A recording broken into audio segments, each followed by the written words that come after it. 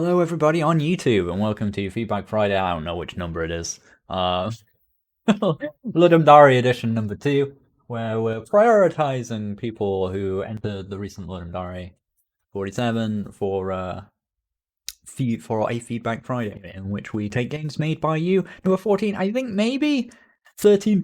Oh, pardon me. Great intro shot, just burp halfway through. I think 13 was the last one on YouTube, but I think 14 is the Ludum Dare one that maybe it isn't out on YouTube yet. Not actually sure. Um, Not actually sure. Anyway, this is where we take games made by you guys and we play them. It's you know what this is by now. If you want to get them submitted, you want to play, you want me to play your game, you have to show up on a Friday, usually around 1 o'clock British summertime at the moment. Somewhere between 1 and 2 is when the stream will start. We have this form. You'll be able to find a link to it in the chat by typing in a little command. You'll get a link to it. And you come in here, you submit your game, and then we get about 10 in, and then we lock it down. We don't take any more submissions. We just play through those 10 games. Okay, that's how we usually do it. All you need to do is provide a link, the name of the game, your name in the chat so I know who I'm talking to, and I don't know, a short description, I guess, as well. And as long as it's made by you or you're part of the team, you have permission to, have the game streamed. And I said freely accessible. It's probably a misnomer. I should change this one. All I mean is like you're not gonna charge me to play your game. You're gonna give me a free key or you're gonna give a download link or something like that, right? And as it has to be playable on PC as well. I can't really do anything with Android. I can't just get my phone and be like, "Hi, the game's real good. You got some pixels. It's like over here." Like it doesn't really work. Okay. Those are the rules. Pretty straightforward. And we're starting off today with a Ludum Dare submission from Daddy Suck 5000 series regular. And it looks like it's going to be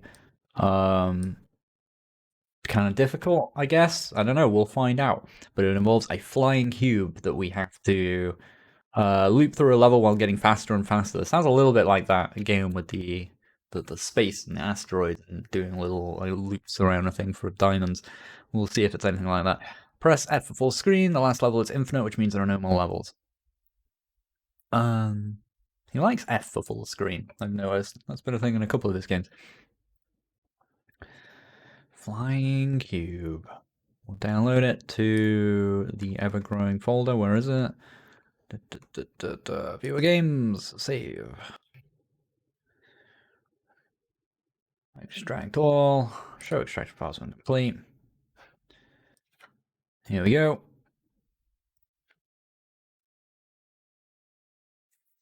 We're in. Okay, we've got something that looks a bit like my classic menu from the platformer series, but I think the shadow effect or the outline effect that you've gone for here hasn't quite worked. I don't know if maybe you're using a shader to do it and it's like just clipping the top of the texture page or something like that. I don't know, it depends how you've done that, but you've got an issue there where your outline is kind of clipping for whatever reason. If I press F, we're going to get full screen. Apparently we are, and it'll capture now. My skin will turn kind of orangey from the reflected glow of the monitor. And then we've got new game or infinite loop. Let's go with new game. Okay, and the cube. I'm guessing I don't want to touch those things. Okay. I see. Got that? Okay, that's a big jump in speed right away. I guess. Oh, hang on. Do I want to? If I come down there, is that gonna set me up for the next one? Oh god. Probably just being too eager here.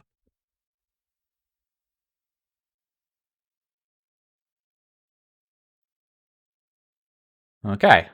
Well, so we did a level. Oh yeah, I like the concept of this. It's pretty simple. You're just stuck in a loop. You're just doing a loop of a thing over and over and just getting faster and faster. And then when it gets a bit boring, you move on to a new one, or when it gets too fast or whatever.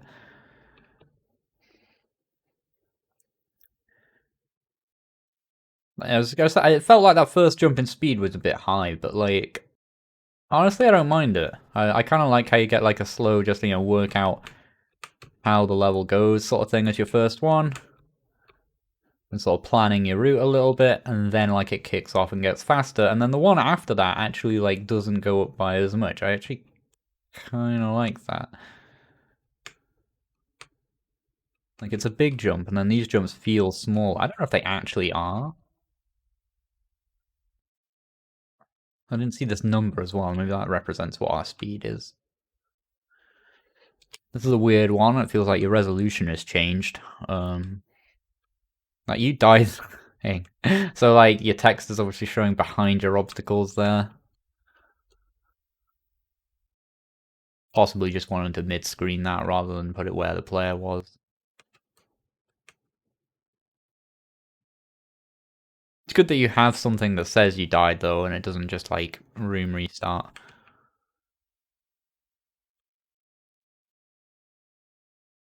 Like it's not much of a transition. Like it obviously could look way better or whatever than it does. But for the time you had or whatever, and just you got the basic thing there. You got the basic idea, which is to show you where you died and what happened. Oh, in fact, there is like a little explosion, isn't there? Yeah, you're playing like a little animation there where it like dissolves. It's just really quick. Yeah, so like that's all it takes, really. It's like when I'm telling people like you need a death animation or transition, things like that, it doesn't have to be amazing. Just having anything is just so many levels better than if this just instantly restart the room, right?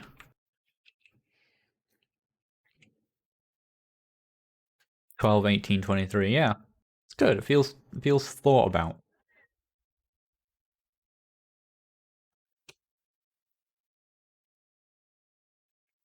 11, 17. Yeah. I see. That's good.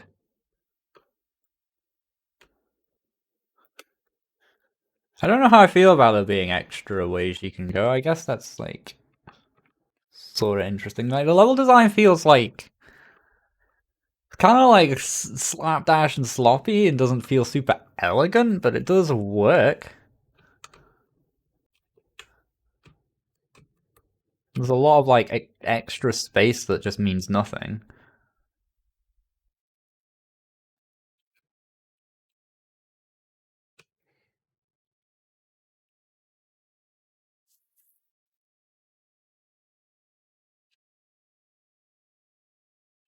And there's only so much I guess you can do with just squares, but I think you could probably have gotten away with just like precise collisions and doing some like really fancy shapes.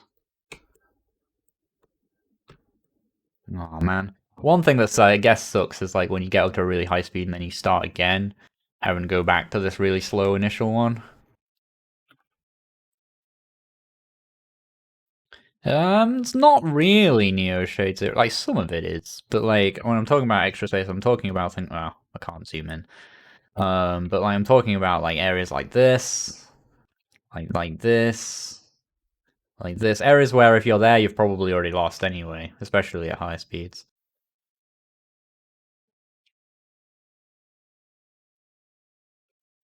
And that's one way to do it, but I suppose that's a little harder to like be clear about. At least the rules here are straightforward. I think it's just a natural consequence of the game. I'm not sure there's like a simple solution to that problem. Maybe there is.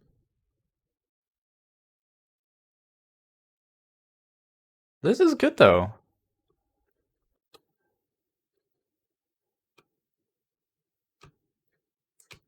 Kind of an ideal jam thing. It's a shame you didn't get more like because the idea is so simple. You would like to think that with the time you'd have a lot of free room to like pour polish on this. But like I suppose that comes as you develop your skills as and you're able to produce this kind of thing faster than I guess maybe you were. But I think the time, your time, like I don't see any wasted time here, really. Like there's nothing where like, oh, you shouldn't have spent ages on this. You should have done this thing instead. So I'm guessing you probably just got the most out of what you were capable of doing, really. which is all you can really ask for.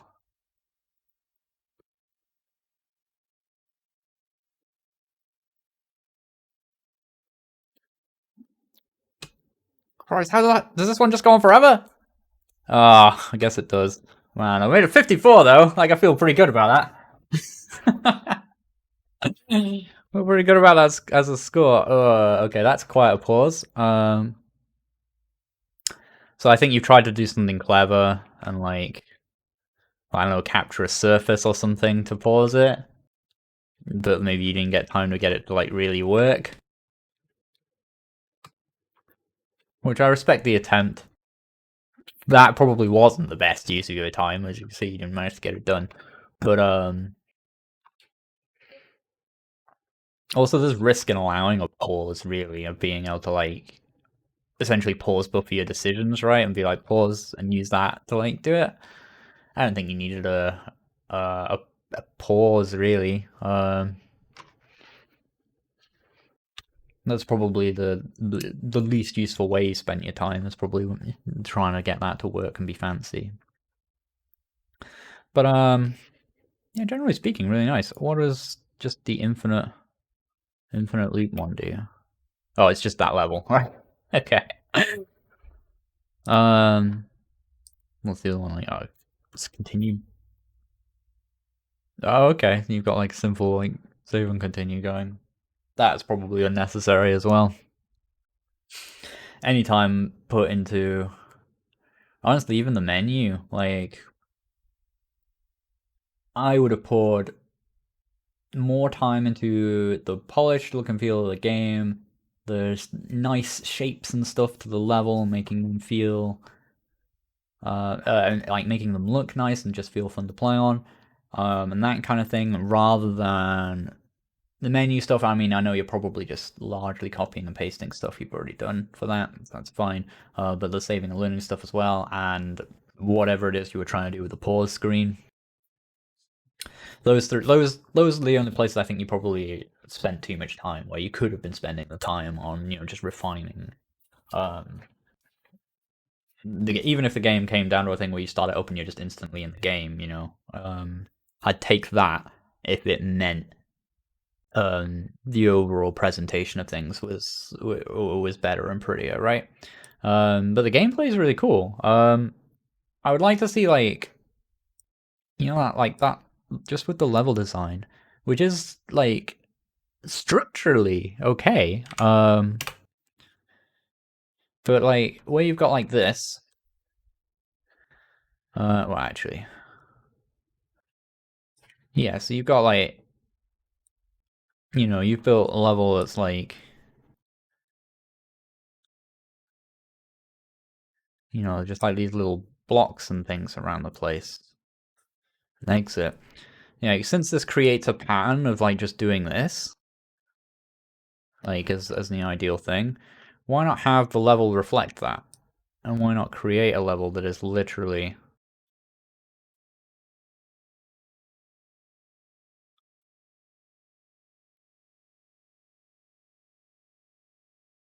like that? Do you understand what I mean?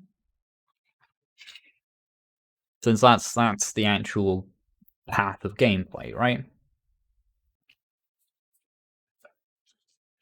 You might think, wow, I've only got boxes, I can only do like box collisions, that's fair enough. But honestly, with a game this simple and straightforward, where like you've got one object just colliding with the world and not really a whole lot else going on, just use precise collisions and just rotate them around. Just use like or the rotated squares even, that exist in Game Maker now, and just go mad.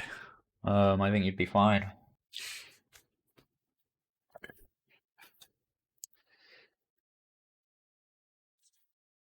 Um, and then maybe like a slightly tall rectangle is probably not the best thing for the player as well. That's a weird shape to do this with. You even call it flying cube, but he's not. He's like slightly taller. He's actually a rectangle, not a square. A square would be okay, but like maybe even a circle, because even then circle collisions can be really straightforward. Of just like it's just a distance from the center, right? Um, or even just something like really small with like a bigger box than it is a collision, like it's a spaceship or something, you know, like shmup style, where the collision box is like this, but the spaceship is bigger, and you can get away with really tight, fitting through really tight gaps and stuff like that. That could be kind of fun. There's a lot of there's legs, I think, for this kind of game. I think it's cool. I could see this going a lot further for how simple it is. You know, seeing like a game like on mobile or whatever that is just like it's like Flappy Bird, but in loops of a given level, like over and over and over. Like you could do a lot of different levels and things, and lots of ideas and things that could happen on the levels and stuff like that. You could start having like some of these blocks that move, like a closing gate and stuff like that. There's a lot you could do. So this was really cool.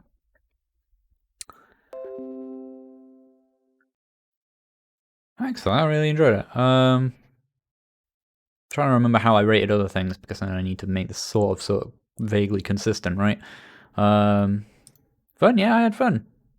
Alright. See, let's be quick. Graphics, obviously terrible, but it's whatever. Audio, I don't think there was any. Even not really. I mean, honestly, like, the graphics he used obviously were just ridiculously simple, but like, I didn't mind that. I didn't hate like the palette and stuff of it. Overall, yeah, feel pretty good about that one.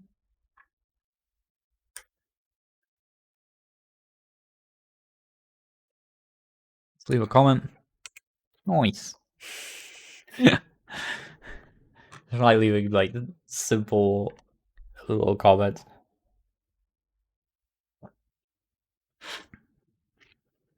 Thanks for submitting. That was cool.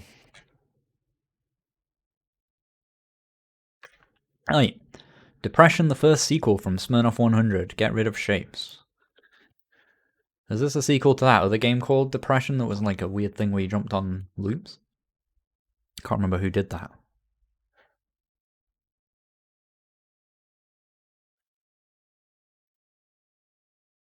It is, okay.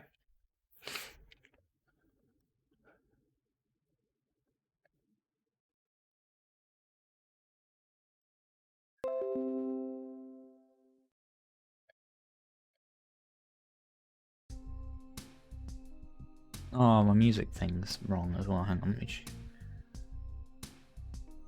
now playing. Ah, whatever. There obviously isn't music playing, so I'll just leave it. Why does it say 1 there? Has it always said 1 next to the music thing? Ah, whatever. It's just the overlay. Anyway, Alt-Enter for full screen. Let's... Okay, I just wanted to be sure it wouldn't actually accidentally start the game. Do you even have full screen? Is this new tech? I also don't remember the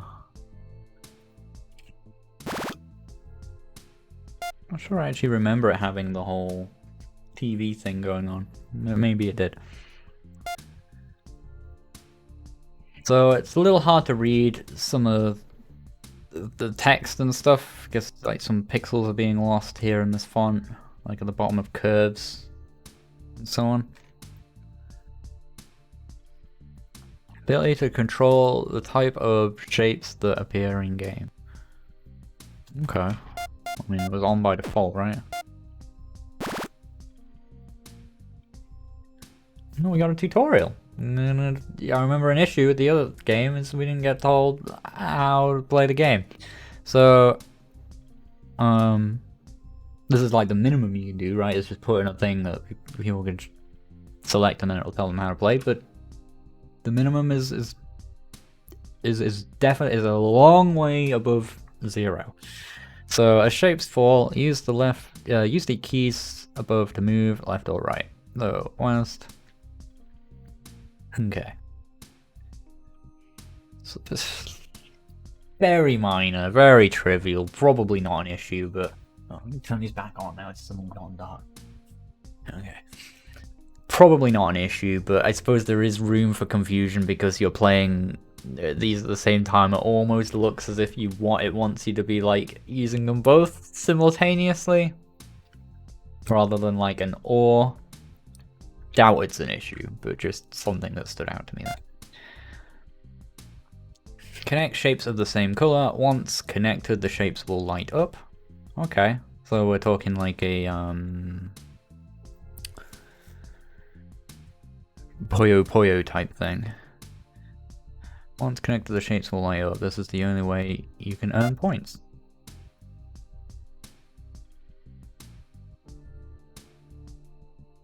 What is the deal with this game being called Depression, by the way? I don't... There's a...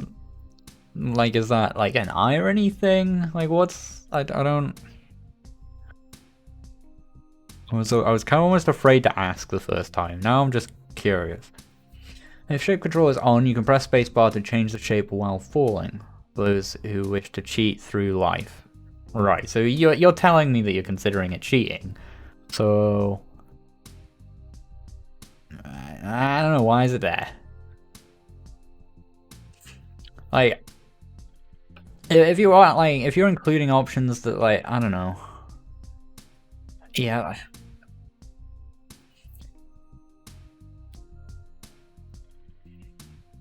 If you don't think that this is the way the game is meant to be played, yeah, to want to turn it off, why is it on by default? Right? If this is something that's like extraneous and is something that you've included as a thing for people who find the game too difficult, for example, which is reasonable, like a compromise to make, let's put in a thing and this helps people out. This is our intended vision of the game, but this will allow more people to enjoy it. So, you know, that's good. But it shouldn't be on by default if this doesn't match to your vision of how you want people to play it, right?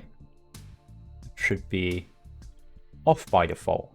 It shouldn't be on by default and then tell people if they use it, they're cheating through life. It's not the best way to do it. You put those in the options, you turn them off by default, but then you embrace and accept that some people will want to use them, and you don't go out of your way to make them feel a little bit bad about using them. So we'll turn that off because I get that the vibe is you don't want people to do that. Pressing one of the keys above will make the shapes fall faster. Okay. Is that a hard drop or is it like a little hard to tell? Or does it literally just like make it go faster? A fast drop or a hard drop? If a stack of shapes gets too high, the stack will explode. This can happen 3 times, be mindful. Okay. The counter shows how long you have to match the colors. This bar rises the more you earn points, the level is complete when full. What happens when that bar runs out? Oh, when time is up, the belt will appear and grant points. Oh, okay.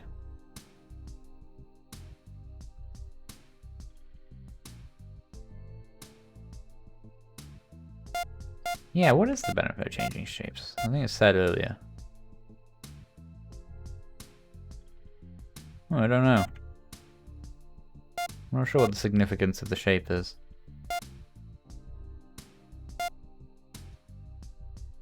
I'll see. Okay.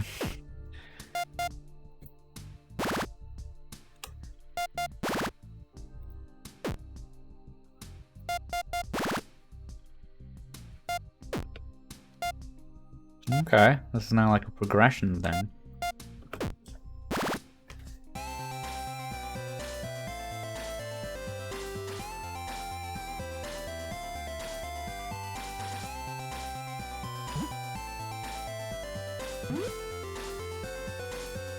I'm gonna put them where they are in the background.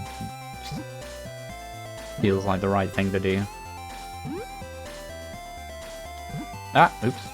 Oh, it's kind of a hard drop. You can't commit to where you're putting it.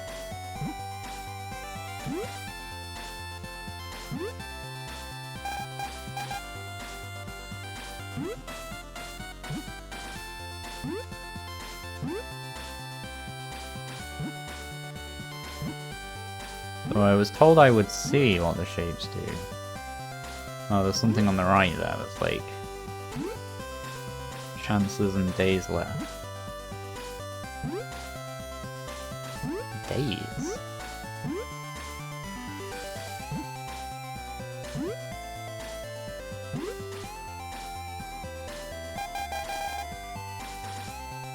I like the music. The weird moving up and down is a little bit like possibly seasickness inducing for some people.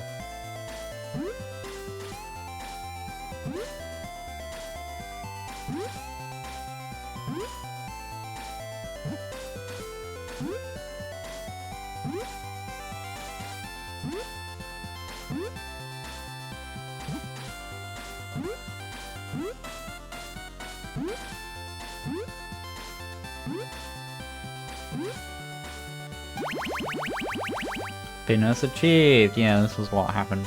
Yeah, okay.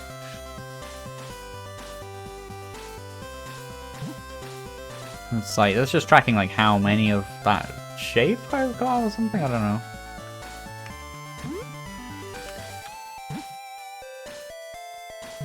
Oh, I got those the wrong way around, oh well.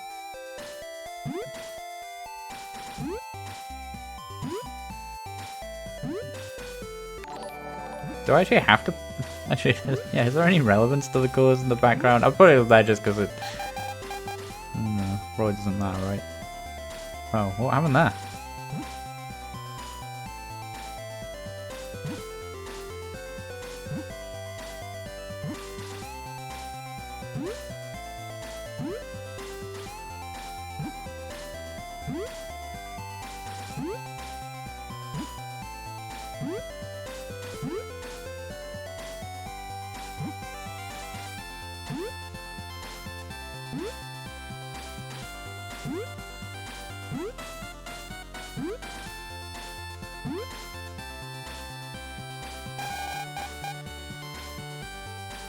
And so if you've still got one up when it runs out, it turns into like a dead one.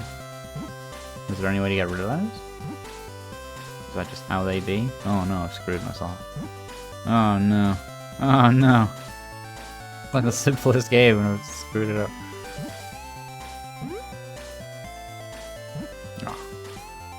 Oh, they have to connect. That doesn't count as connected, they have to be on top of one another?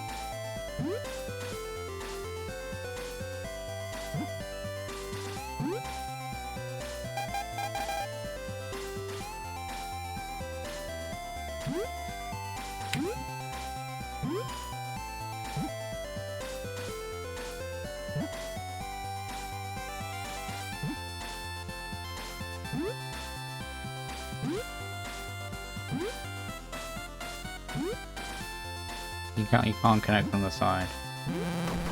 Oh. Whoops.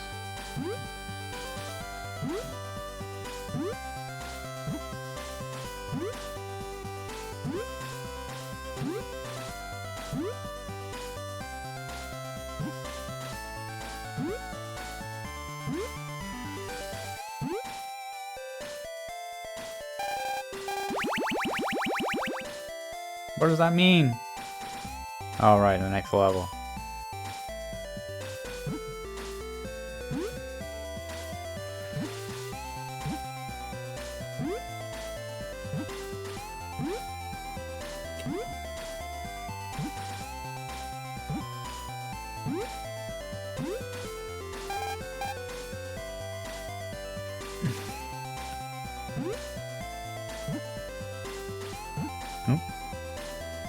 I'm not sure I like get it.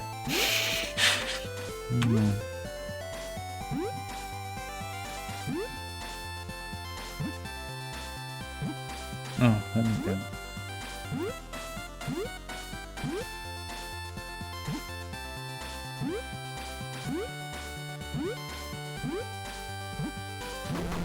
I feel like that one should count. Oops.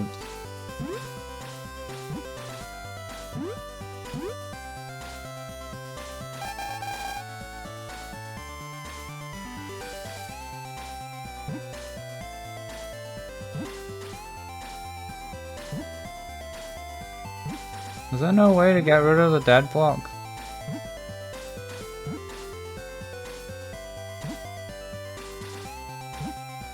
I want to get a blue crossy one. I want to know if they stick together. I know I'm screwing myself here. I'm just curious. Oh, it's too random.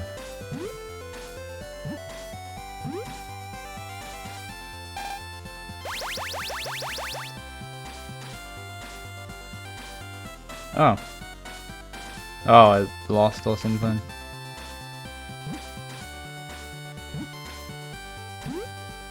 Like, does this? No. Okay. Yeah, I don't get what the different shades do, if anything. That's significant.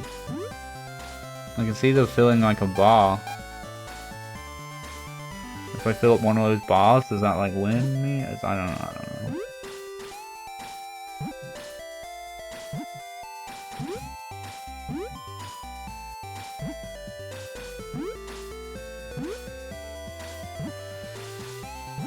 God damn it. God damn it. God damn it.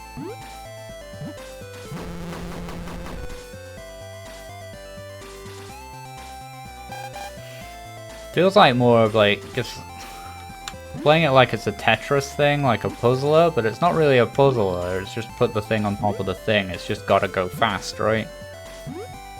And that's the main way the difficulty is escalating. You just sort of have to quickly put the thing on top of another thing of its color.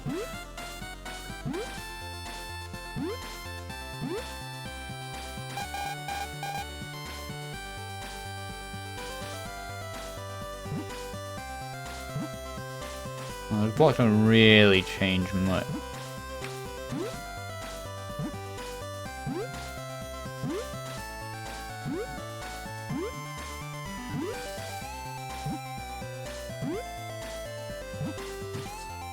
No.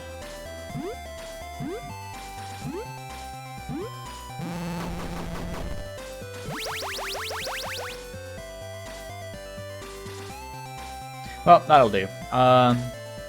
No, I can't quit. I like a lot of this. Like, the music's really nice. I like the general feel of it. I think that, like, the general, like, all the sound effects and stuff and everything, and the general composition of the screen. Escape bar can quit. Do I have to just hold it or something? It's not doing anything. No, enter. Oh, right, okay. There we go. Yeah, the general feel of it and the composition feels better than the previous game. The gameplay, it's interesting because it's kind of unique. Like it looked a bit like Tetris, but then it was not really very much like Tetris, and it was more like or like a puzzler of that sort. It was a little bit every now and again. But it was mostly just like a reaction test game in a way.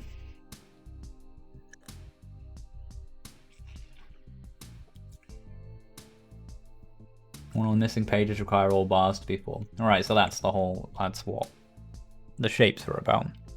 Yeah, I feel like the shapes didn't really add anything to the gameplay of it. And then that's just like an extraneous thing almost of just like... How come that one doesn't complete level 3? Huh? Oh, we didn't get any of these. Oh well. And I still don't really get the link between like simple arcade game and depression, like trying to tie these themes together. I don't really. It just kind of makes me go, "Eh, what?" I don't really know what you're doing there with it, but you do you, I suppose. I like this. There's a little Mexican wave of colors in the title. It's a cool effect. And visually, it's super nice, and it's fun. It's crispy and satisfying to play. Moving the things, seeing the things all blow up is cool. The shapes are a little confusing. It's not clear why they're a thing.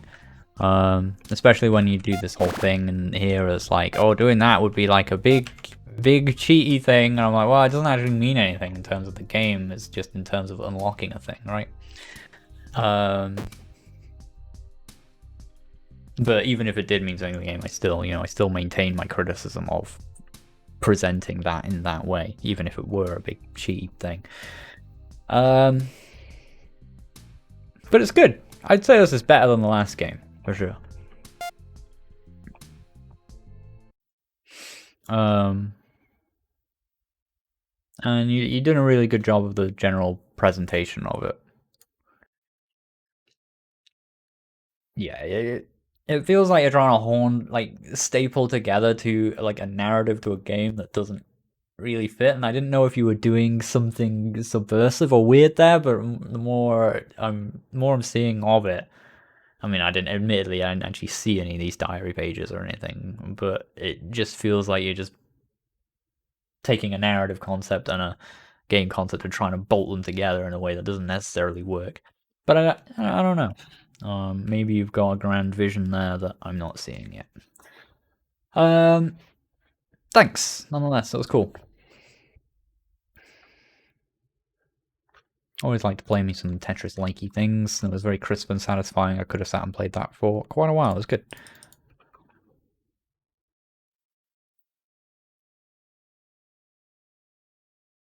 One-handed. One-handed zip. I like it. You're a sentient hand. Charge and release projectiles from your hands. Survive against 10 waves of enemies. 5 enemy types and 1 boss. Shop for items between waves. Including gloves alter projectile. Bands alter defensive ability. Right, okay.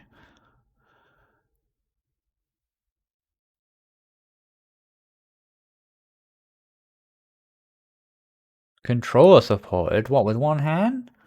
I'm gonna be disappointed if I can't literally play this game with one hand. Thank you, Lucidi, for subscribing. Also, thanks Bowser the Dog as well. I was in the middle of saying something when you resubscribed. I was like, oh, I'll come back to that in a second, but I forget because I'm not smart. So thank you as well, Bowser the Dog, for your resubbing. Almost 2 years. Nice. And thank you, Lucidi, for your Prime sub. Let's extract these.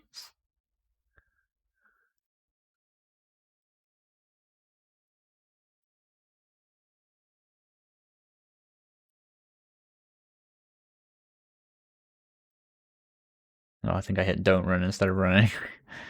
Made my schmalex. Did I ever play your game called Trout, since I mentioned about Tetris games? I don't think so. Options.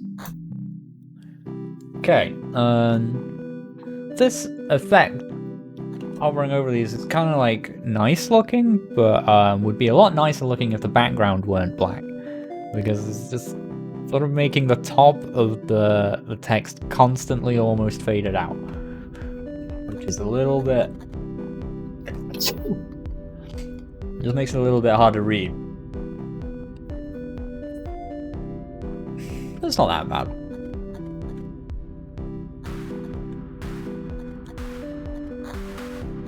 How do I make music go down, not up? Do I have to cycle it? Okay. Admittedly, I have to do that on my jam game, but it's like a toggle from 3 things, so you can click it very quickly. Going up the steps of 5 makes that a little trickier. I don't know if there is a way to...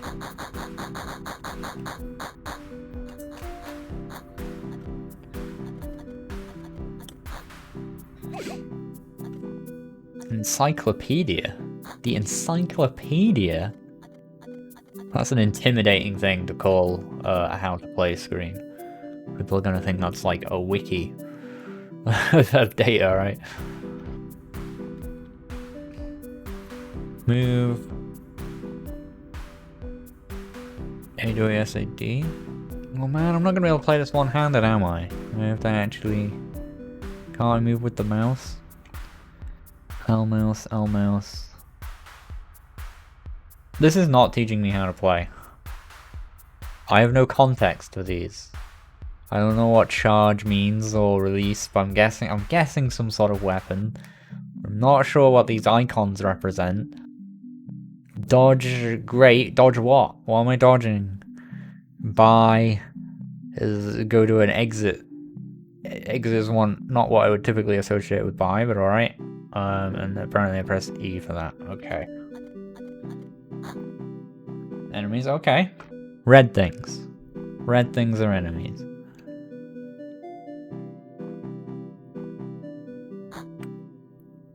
Gloves. Yeah, everyone has a ton of channel points. I don't really, there's not really anything to do with them. I don't know what they should do. I guess I'll have to do some research. What do other people do with channel points?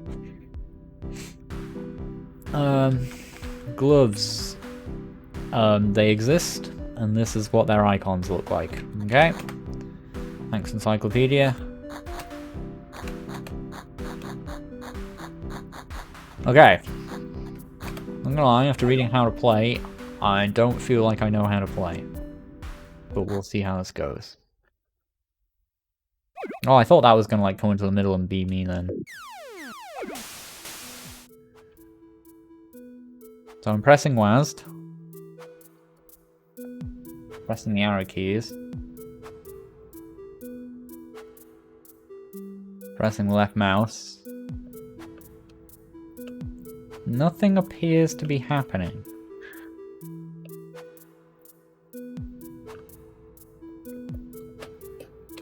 Who made this? Schmalix. Schmalix, help me out. What's going on?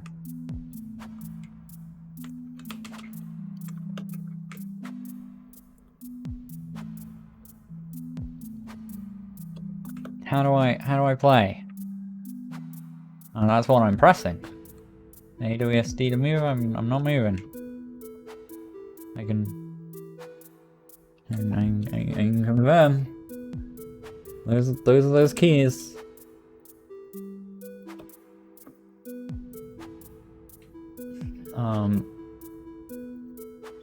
It's not working. Escape's working. Restart. 10 waves. Oh, it wants... Right. You've excluded the keyboard on the basis that I have a pad plugged in. Well, I guess we'll just play them out. You're gonna wanna probably allow both to work, even if you detect that there is a pad.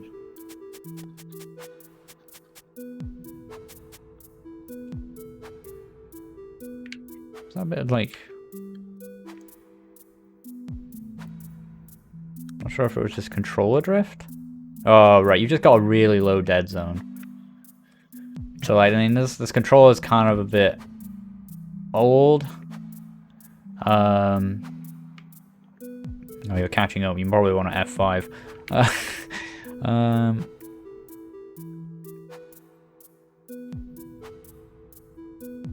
Because, like, I tap the tiniest little bit here. Oh, like that. And we end up sticking that way. Which is like, you could say, oh, that's just your controller or whatever, right? But most controllers, like with an analog stick, most of them are unlikely to like fully center, like when you let go, like completely. And what you do is you need to incorporate dead zones into your game. It's not built into the controller hardware to do dead zones necessarily, because sometimes you want to be like super precise with something, right? But you need to build that into the controls. So because that's a bit pants, let's see if we can start that with my controller not plugged in.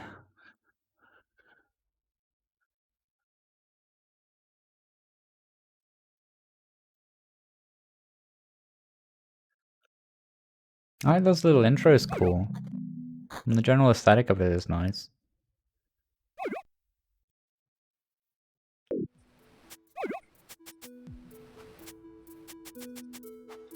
We can like shoot, we can like hold. And the thing gets bigger, like a weird unfolding tree branch.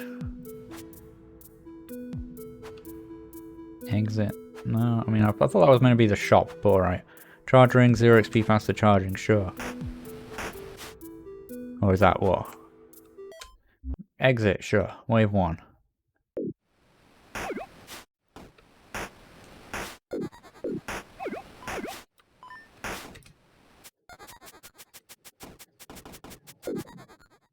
Cool. Pick up the glowy Tetronimos. I'm guessing they do something. Probably my shop money, right?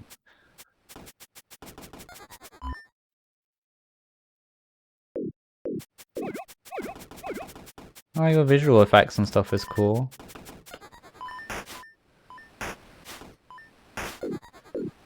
I don't know how I feel about health bars like that.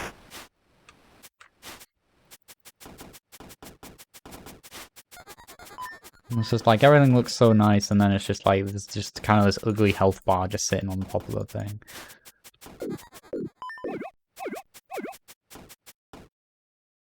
I like that they fade out though, that's cute.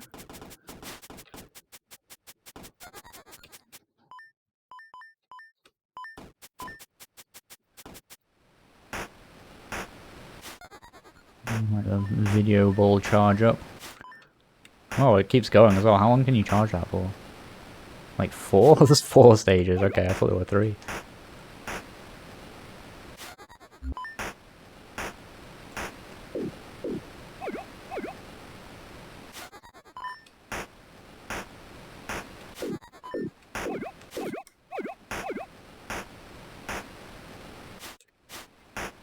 Oh gosh.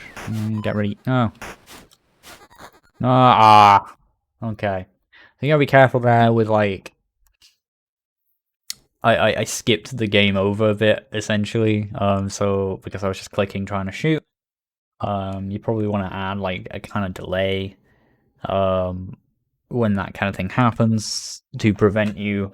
Like when you're using the same controls to progress the menu as like play the game. You need to incorporate something that's gonna make sure that if you're just clicking a bunch, it's not gonna immediately skip the thing, right?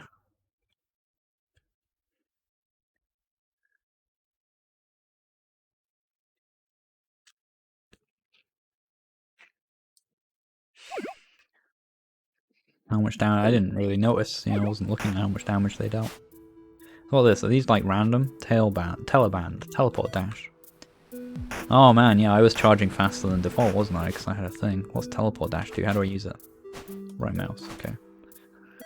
Okay. Oh yeah, I like all this. The art's nice. It's kept at like at resolution as well. It's cool.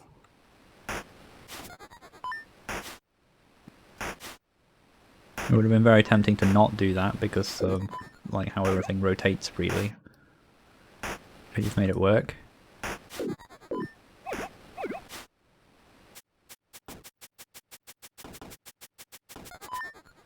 not sure with these ones whether I should... Ugh, well, it's better to hold a... hold a thing or shoot them... Shoot lots of little thingies. Oh, I got a heart.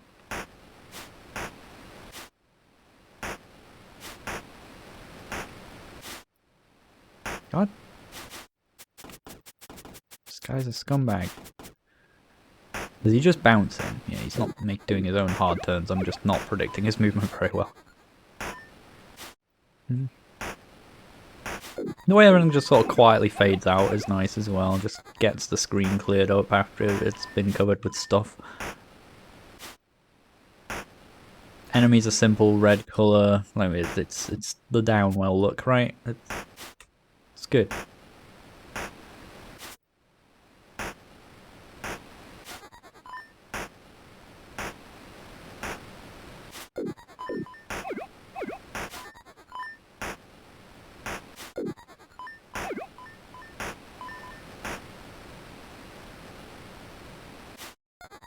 Ah.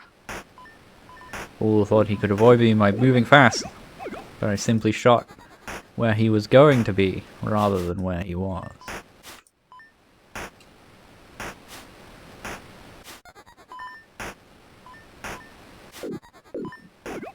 I like that spawning thing's cute. The little X's.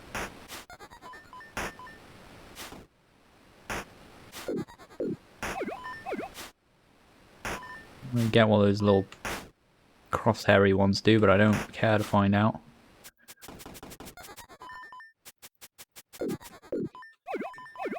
Yeah.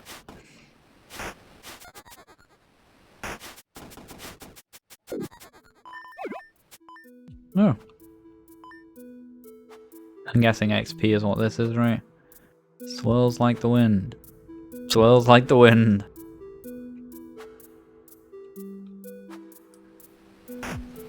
So what was the... is this meant to be a hand or something? It looked like a weird branch. I'd forgotten the whole hand aesthetic, like things that have rings and gloves and bands. Is that what I am? I just look like a weird eldritch space branch.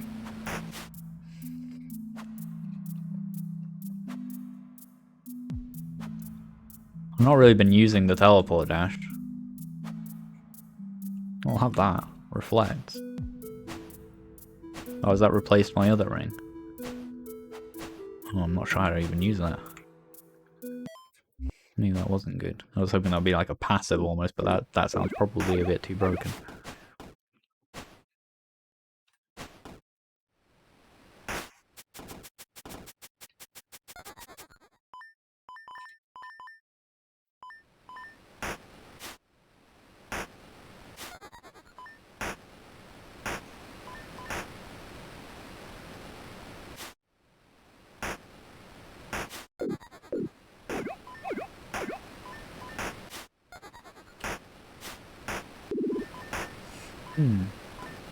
Right, so I want to... No. Shoot me. Shoot me more accurately. I was like, okay, I'll try the reflect thing. It didn't work.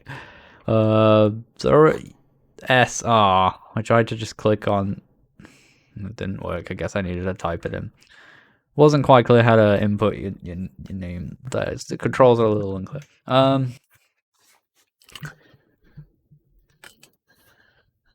New high score. What was it? What was my new high score? Whatever.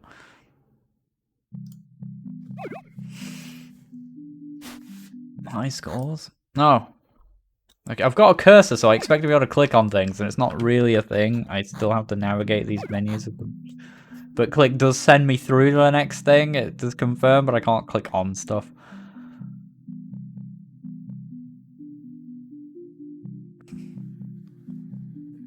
Blank made it to wave 4 and wave 3. Yeah, like the core gameplay of it and everything is quite good. I feel like it scales up pretty slowly. Like I'm spending a lot of time just like just killing the same small group of things now and again. I think I'd rather it like scaled up a little bit quicker than it did. And I didn't really feel like I didn't really understand or feel the desire to really even use most of the power-ups and things. They didn't seem very exciting or meaningful. Maybe they are, but maybe maybe the game just needs to get harder before it's more obvious about how useful they are. I don't know. But like, doesn't mean they were bad in and of themselves. I just think they could probably stand to be more interesting. I like the aesthetic a lot. It feels nice. The sounds are good. It's crisp and satisfying to play. It's good.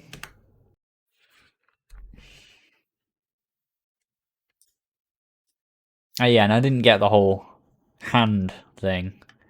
Like, he did like a weird space branch. Cthulhu's left claw, yeah.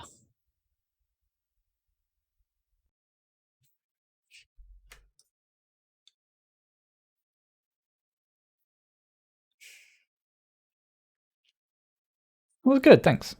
Thank you, Schmalix. Next up is The Milk Store by Dracoraz.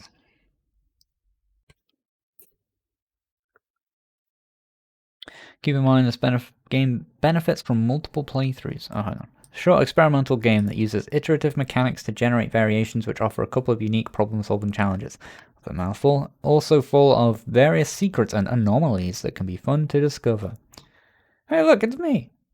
Keep in mind this game benefits from more playthroughs. The more completions you have, the more stuff will change. Okay. Well, we're not going to do that many. You can use the R key as a quick restart, but I was too tired to tell it somewhere in game and then recompile the game. And okay. Some nice tunes extending because.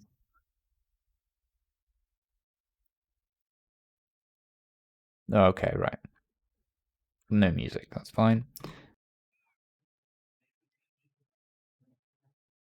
Same thing, but I put it again to clarify the source code.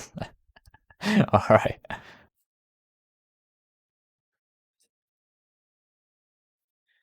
Let's download the Milk Store.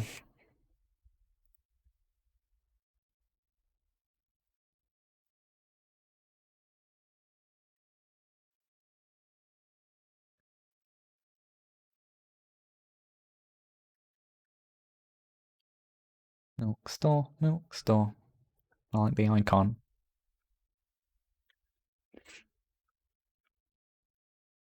Milk Store. Victories 0. Best time, none.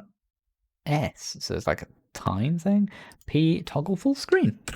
I will do just that.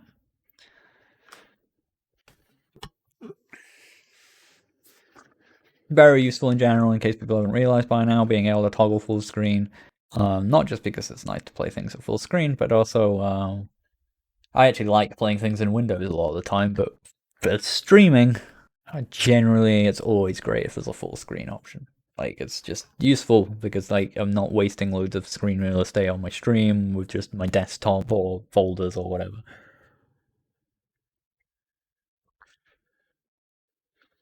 You get everyone to see all of your game. Right, Milk Store, victory 0, best time non seconds. Press E to start. Guess we'll press E to start. I'm gonna just work this thing out as we go. I'm a little dude. I like how I'm kind of flailing my arms around. There's a timer. We need some milk. Go get money from my room, walk to the store and grab 2 milks. There's a timer going. I feel pressure. God, let's go. Oh my god. Eat. Oh, eat. Take cup. We got a cup. We got a cup. Let's go. Gotta get some milk. Gotta get the milk. Gotta go to the store. Go to the store. I need milk. I need milk. Somebody help me. I need milk. Slippery when wet. Oh, I need milk. Is there milk here? Is there milk here? Maybe there's milk in here. Okay, we're in here. Is this the milk aisle? This looks like it might be the milk. Oh god, there's milk. This is what we need. Buy it for $4. I don't know who I'm giving it to, but sure. We got the milk. Oh, do we need more milk? Let's get 2. Now we have no dollars. Let's go. Did you ask for 2? I don't know, but that's what we got. I'm coming. I'm coming. I got the milk. I got the milk. Don't panic. I got the milk.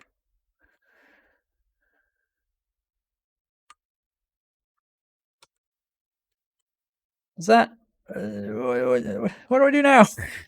Thank you for getting. Oh, okay. I pressed E. You can go to bed. Nice.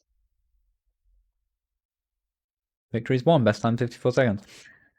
So there's a nice thing here in that you show right off the bat in the menu the your victory 0 and best score.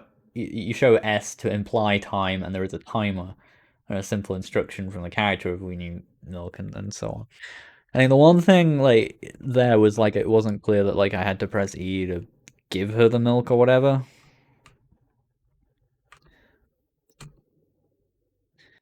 I'm sure there's more stuff going on, but I'm just gonna do the same thing again faster. I like the way he runs as well. Also implies time and tension, right? Like do a thing quickly.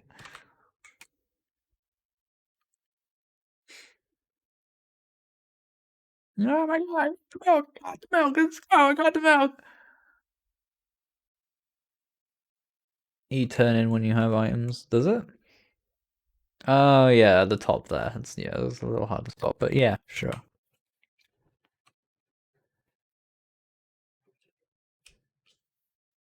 Nailed it. Yeah, it's like white on transparent. It was a little hard to see without knowing it was there. Okay. I don't know if the cups and I'm not sure what the cups are for yet, but what's this? Into the boogie. Oh my god, we're in the boogie. We got some cups.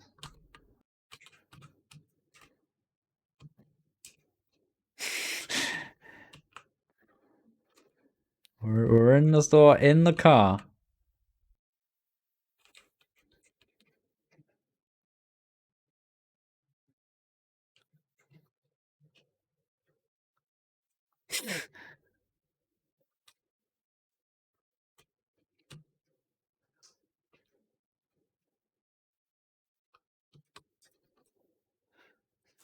It's kind of weird and surreal that I can just be in the car at all times, but alright.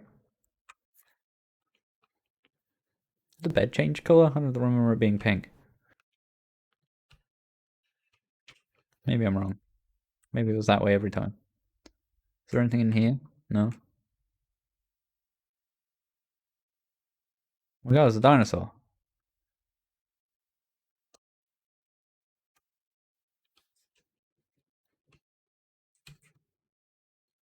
Okay, okay.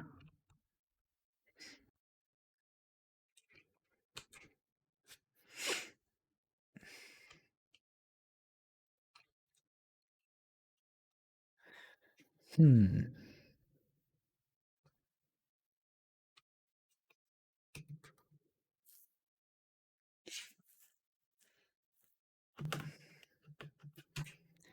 Now it's red again.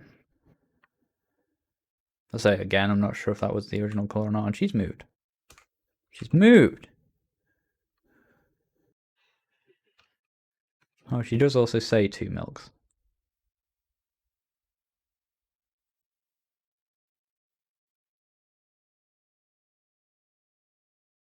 But now everything's basically normal again, other than the fact she's in a different place.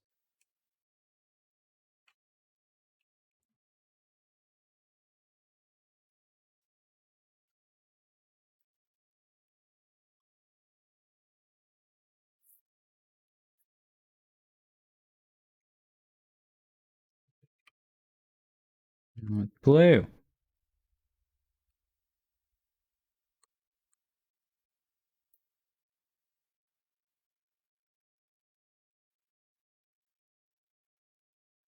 Okay.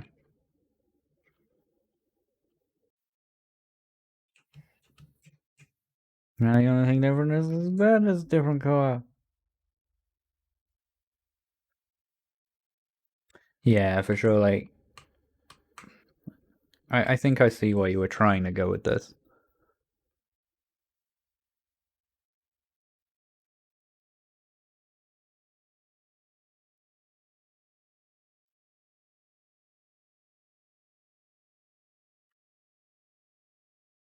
Do the cups do anything?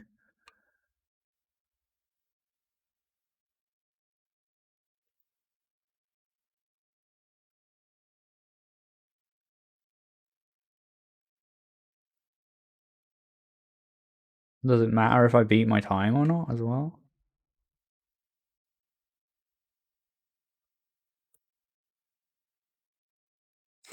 Just being able to drive the car to the bed.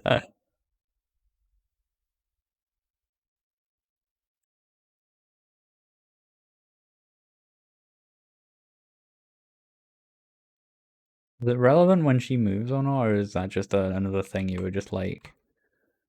I have the ability to add the variations now, so that's...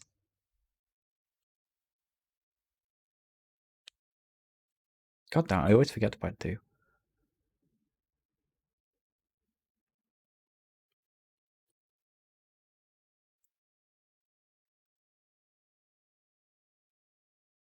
$23, oof.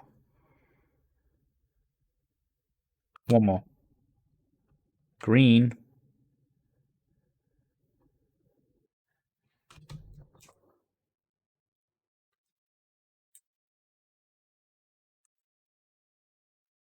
Oh.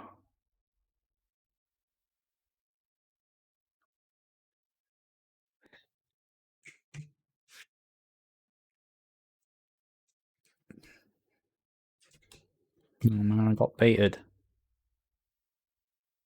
That could have been so much faster. Anyway, I think I see what you were trying to do here. You're right. It needs more stuff, right? kind of had a bit of a similar problem to in my game if I had tried to summon it on the first day, or even in the end. Like we only got a few different events and things that went off in my space game. And that's the problem when you make games that rely upon loops and then like changing things each time. Is you got to do more and more stuff, right? It relies upon having a lot of entries and things like a lot of things going on. Yeah.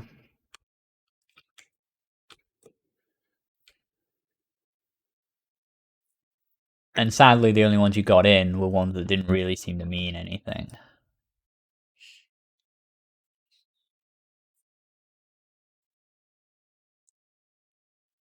So I like the core concept here, and I like the way you introduce it because you set it up in a way of like, oh, do this thing quickly, which is a good way to get you started doing the loop, and also just a vague encouragement to play it again. Like that setup is quite strong. It's a shame you didn't get more in. Someone, yeah.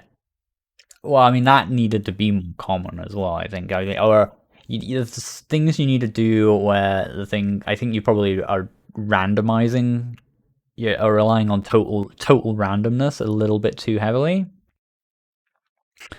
Where like you'll flip it and just be like, oh, on this chance or whatever, do this.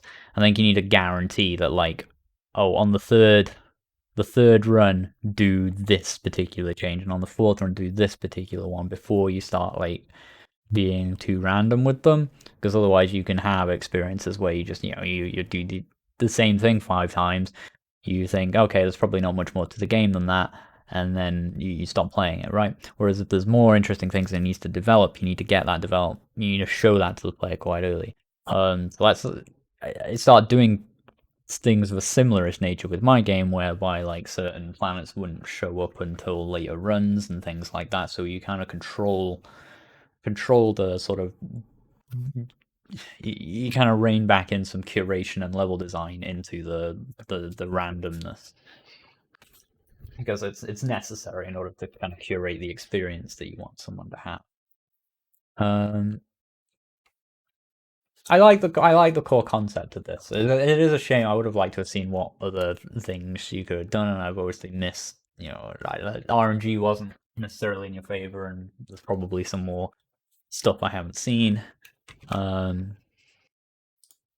but yeah, it is what it is, and the way to avoid that is by curating it to make sure I see those things.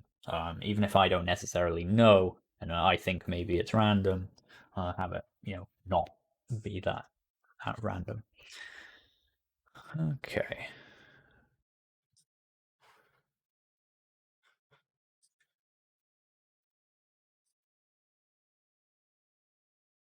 I'm gonna restart quickly.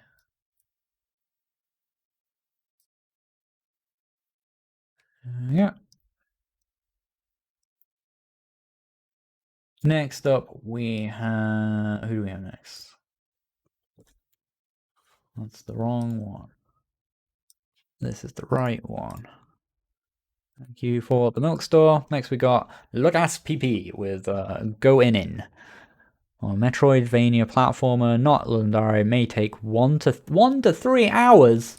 Well, I'm not going to play it for 1 to 3 hours. Like that's you get it played for about like 5 to 10 minutes. Exe files cannot be previewed. Golly.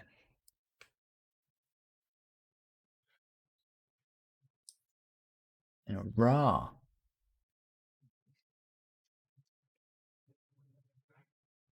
It is every game jam, but some, obviously some types of games are better suited to that environment than others. Um,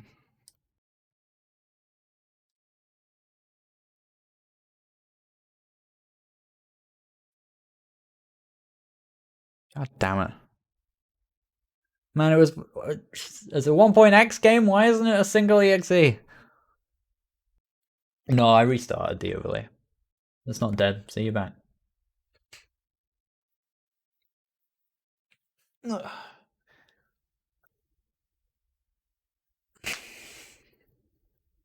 Because I banned someone, but then their message was still just like chilling in the overlay, because it just kind of gets them like that. So if I want to get rid of messages, I kind of have to restart the overlay. Okay.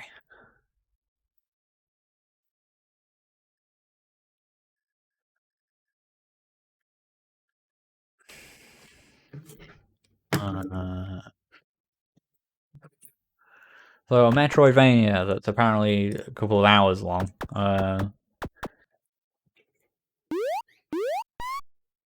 Aww, that's cute.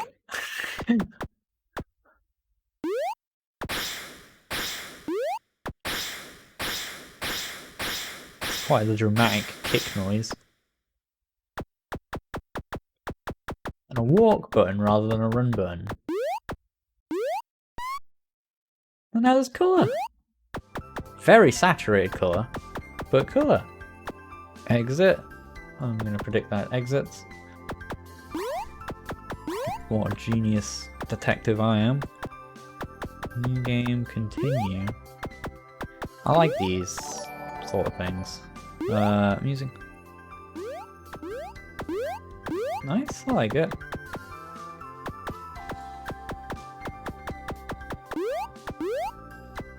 I wanted to do something like this in Pokepoke, but I just didn't really have enough interesting options and so on to do it with.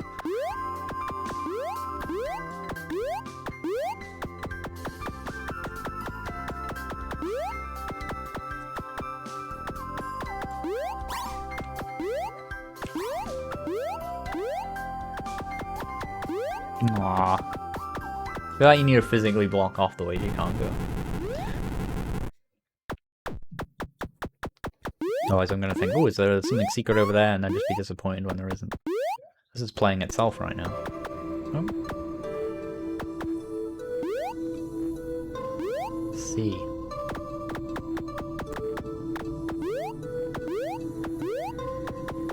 I guess I'm gonna need something to let me jump higher or something for that. I'm a big fan of those faces. The noise is a little bit sharp and piercing. I'm gonna turn it down a little on my monitor. Oh.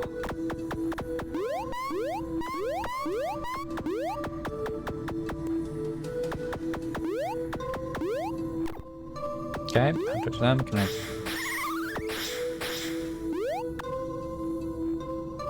Do they get back up? That looks like a thing they'll get back up from. No? Okay. Not at least until I come back, I guess. Again. A lot of these are like just out of reach. I try it and I'm like, oh yeah, I can obviously not make that. Yeah, you get them all and it turns the screen a different colour and it stays that way. Right. Air kick acquired. Ooh. That lets me get a little higher.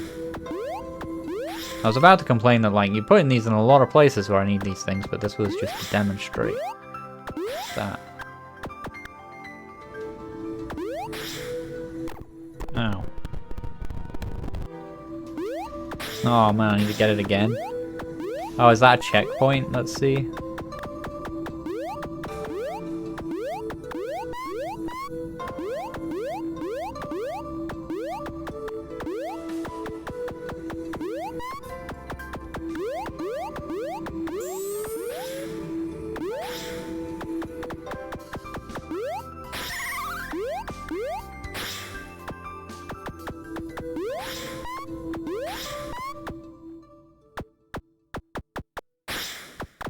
Get up. The darkness. It came so fast.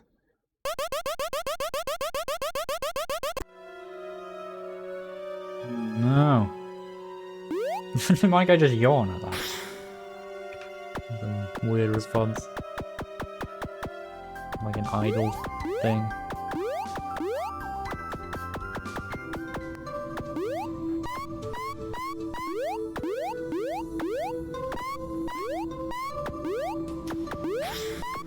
Yeah, we can purify the screen.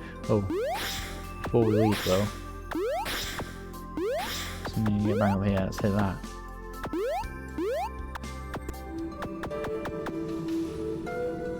Indicates a bottomless pit. I only guessed at how to even read that. Okay. Right, I guess you have that problem of like, oh, is it a death pit or is it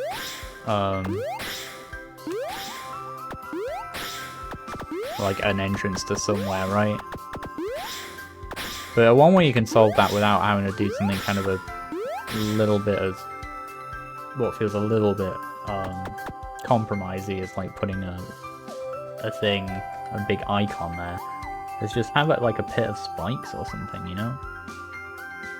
It might kill you that way. And then we can assume when there isn't a pit of spikes that it's something you can actually fall down. It's quite a fun little jumping thing actually. I'm not really good at it, but I'm actually having to time it at the top of the jump. Because it like sets it, so if you do it too early, you know, you don't really go very high. Clear every room to front. Yeah, okay.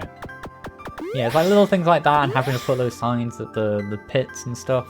Rather than like just having a context that makes it clear. Clear every room, can't I? Where have I not cleared? Oh, it changes the music as well.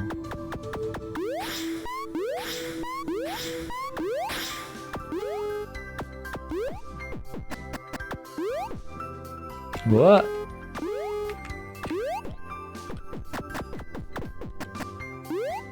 Oh, but now I can't jump kicky anymore. I think I need to be able to jump kicky.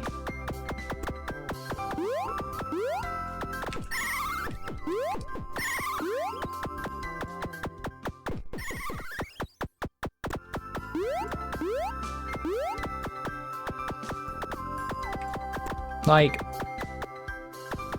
so with the art in this game as well, I want people to take note. Oh no, I actually can't get back up there now, right? I guess I must be able to do something.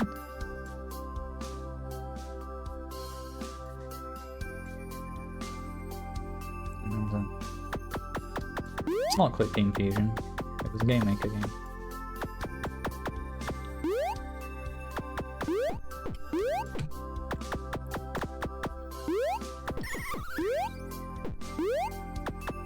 I don't have a way back.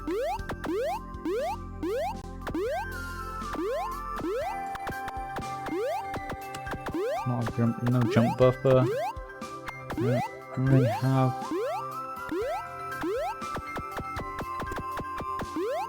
What do you want from me, game? Why would I go that way in? Oh, the moment I get hit, I lose that. Now I can do the thing again. Okay. It's like a fire flower.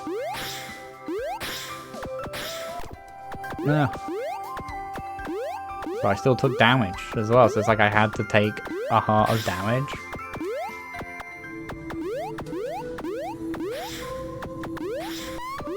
Sure they should have this one because I... no, whatever.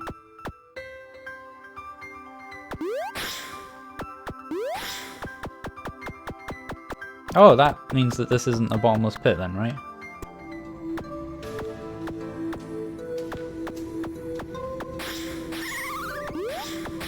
But now I need the gun thing to get through.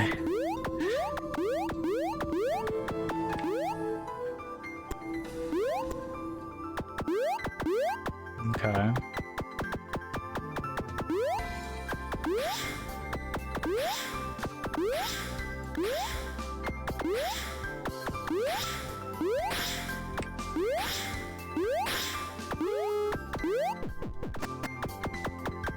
Something weird. Just turn into a weird gun thing.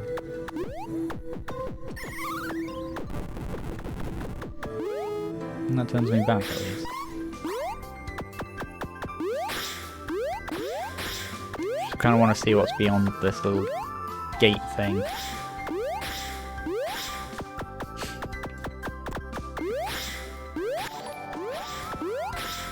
Thank you, Lab VFX. And everyone else who's followed. I've not mentioned you. Letting the enemy have the first... Oh, letting the enemy have the first move allows you to expose their weakness. Like, there's barely any more space between the words than there are between the letters. And there's like it all looks very, like, clean in a pattern type of way, but for readability, that text is very difficult. That almost looks like a crossword puzzle, right?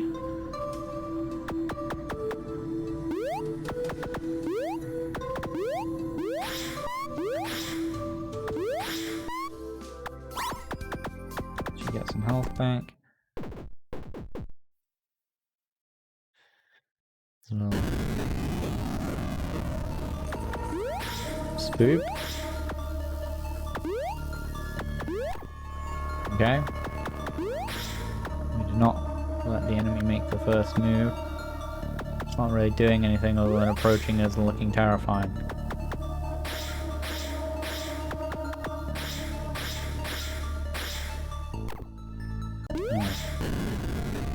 Oh, we just jump on his head?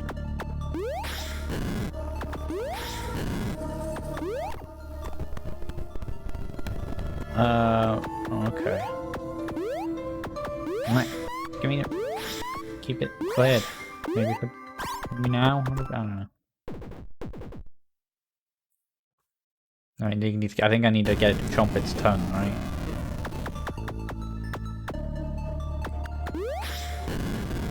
Right. It almost looked like it hurt me. The way it knocks me like flying like that.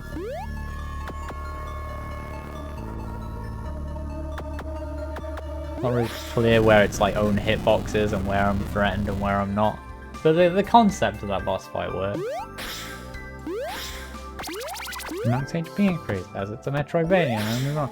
It's cool. I'm not gonna play any more of that. I hate you getting here quick. Alright, what's in there? You can shoot away those things, you can enter my house. Okay. Anyway, something like menu. Alt enter. Just close it there. It's very cool. Apparently it's a couple of hours long. If anyone wants to go play themselves that, have themselves a grand old time. Well, I don't know, it's on Dropbox, maybe he isn't looking to share it everywhere yet, but like that's good.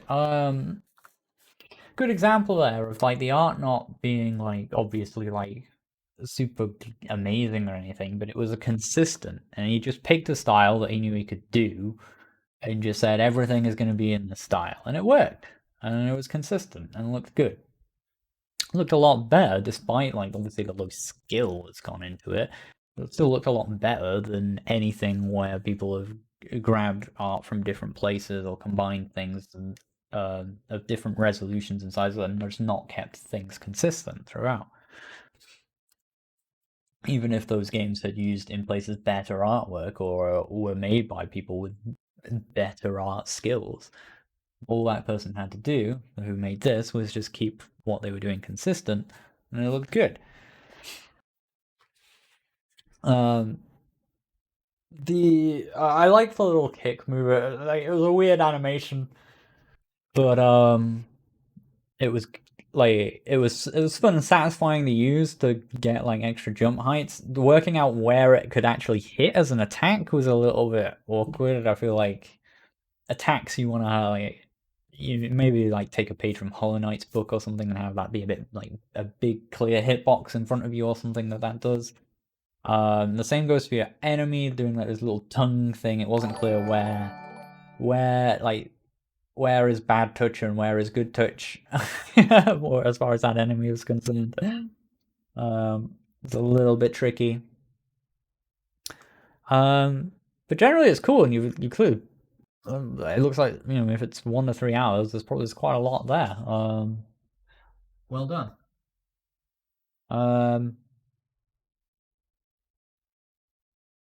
Generally, I think, yeah, like some of your, like, I don't even know what the terminology is for it, but like the bit of gating at the start that was like, oh, clear all the areas to proceed, and oh, also the little skull that shows up when there's a bottomless pit.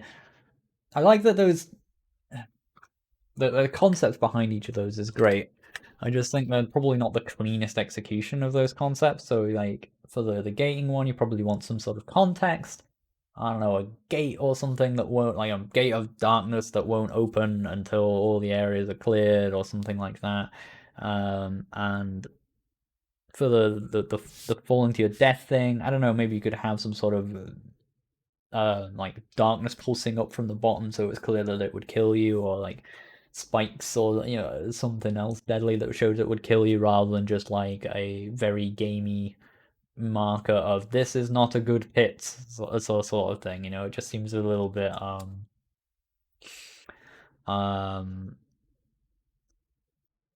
like placeholdery almost, like it's a bit like seeing behind the curtain a bit too much.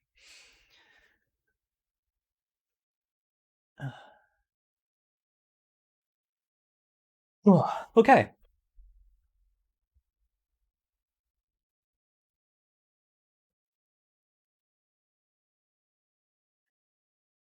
I have not tried Godot.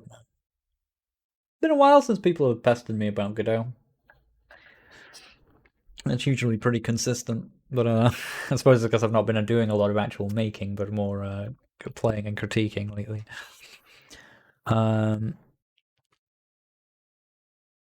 Cool. Thanks for that one.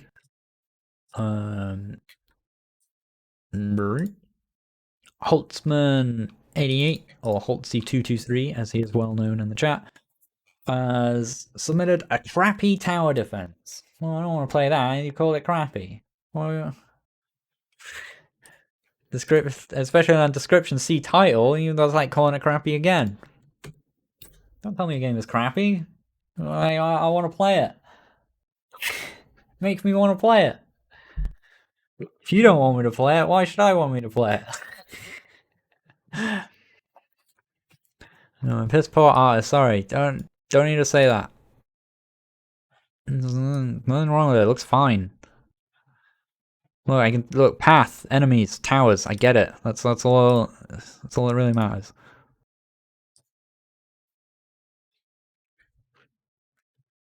This has been a little bit of a theme lately. People talking themselves down on their own games. I don't mean to pick on this one in particular because it's a common thing. But don't do it. Don't call your game stupid tower event. I don't know. Sometimes, like I don't know, there's a little bit of humor. And there's things I've done in my own things where I'm like a short stupid thing by Sean Spaulding in the title or something like that. But like, don't just say the game is bad.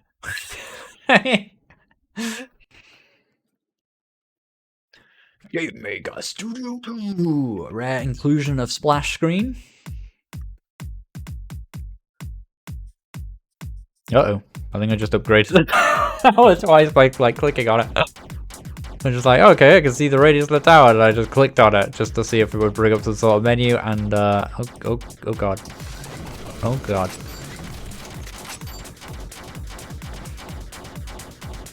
I think I'm leaking.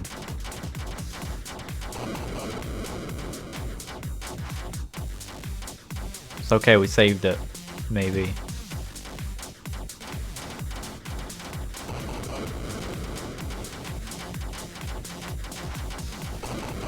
Man, tower defenses are such a snowball versus spiral game, right? Where it's like, you leak just that little bit too much, like the game isn't technically over, but it like is over, Like you enter the death spiral. Very death spiral kind of game. The tower defense. A standard cannon. Cost 50, fire rate 2. Rapid shot. Cost 100, fire rate 6. Well, 6 is 3 times 2, and 100 is 2 times 50. So let's get some of these boys in. Oh, but their radius is very small.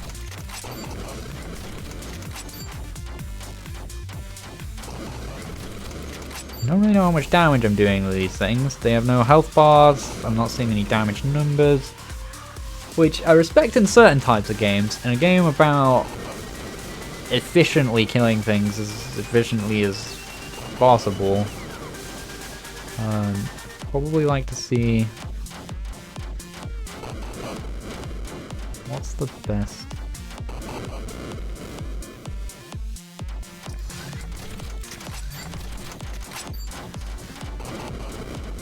Oh, I've got a lot of coins here actually.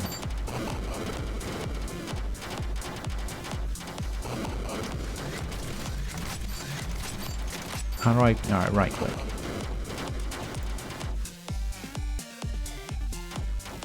How much? It doesn't tell me how much it costs to upgrade these either. Yeah, you're missing a lot of vital information. You need to know how much it costs to upgrade the things. I need to know what upgrading it is going to do. Probably more warning than just a quite highly detailed icon in the top left corner. I just need some text or something that like says what that's going to do. You actually kind of want to put quite a bit of time into text and stuff in these games because it's quite a lot of it. Really. Oh man, I should have put.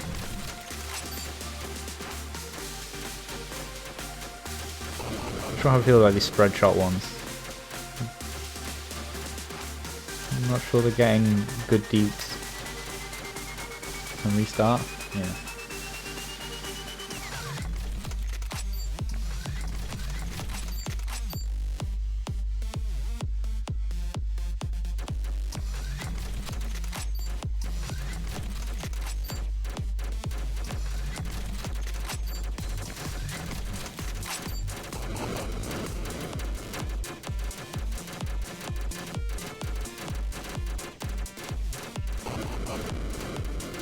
Like in a game strictly about like working out what numbers and turrets and stuff are the best and where to put them. I need to know how much damage things do. Rather than just sort of getting a vague feel for it. Knowing anything about these enemy types, if they're different from one another.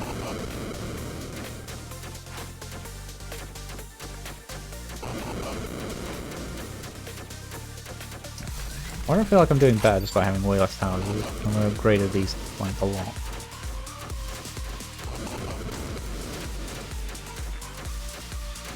Man, that's not actually got a lot of range where that can hit things, is it? Probably not the best one to upgrade. That's the one we want you to start with as well. Let's sell you. Got like a way better one there. Can I sell you as well? You suck.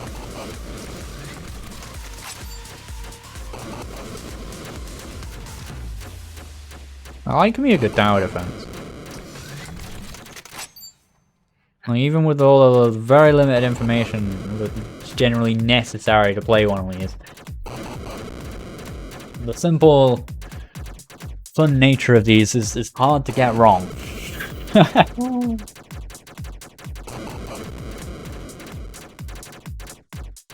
Like, despite your best efforts, it's still quite fun to play.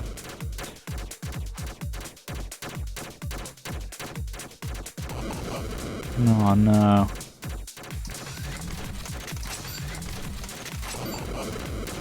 Like, do I just increase the range when I upgrade them? Or do I increase the damage? Mysteries.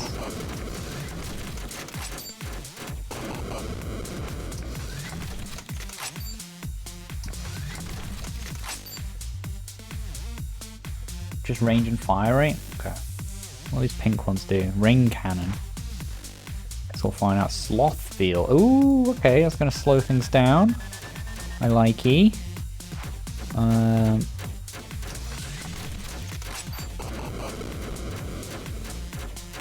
but now I've got no money. That was probably not the best one to do immediately. So what's the deal with these ring ones? They just turn into a bigger shot over time? Unless they do a ton of damage, they feel a bit rubbish. Maybe they do a ton of damage though. We don't know, because it doesn't tell us. You tried. Oh, they have a huge range. That's probably quite cool.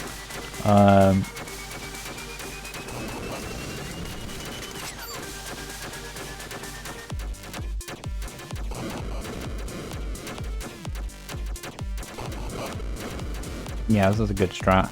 Let's restart.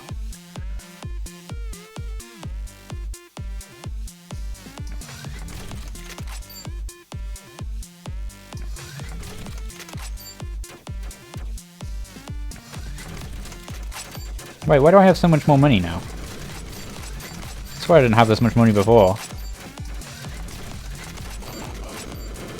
Something bugged there?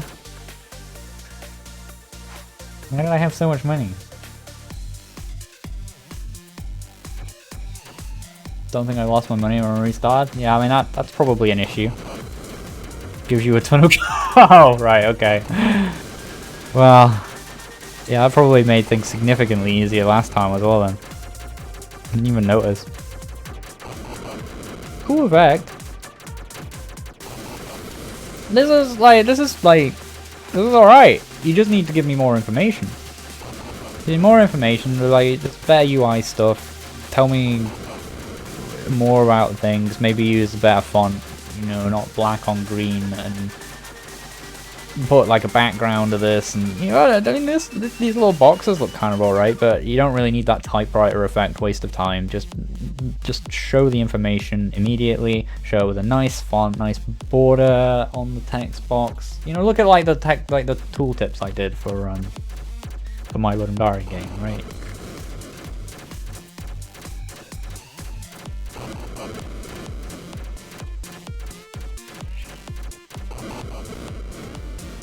Well, this is good. If you're gonna use little pixel art like turret things, though, like the pixel art doesn't rotate very well, as you may be noticing.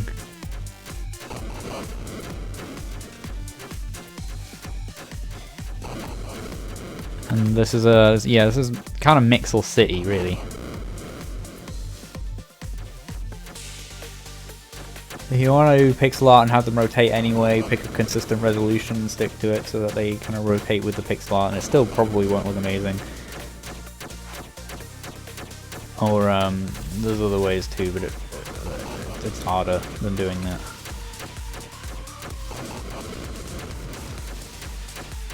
Yeah, it's good.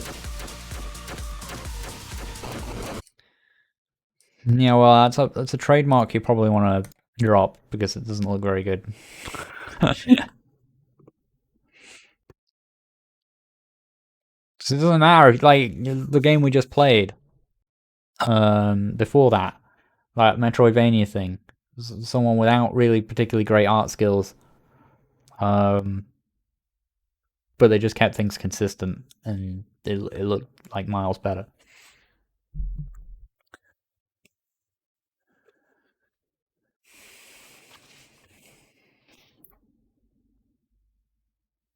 That was good. It wasn't really like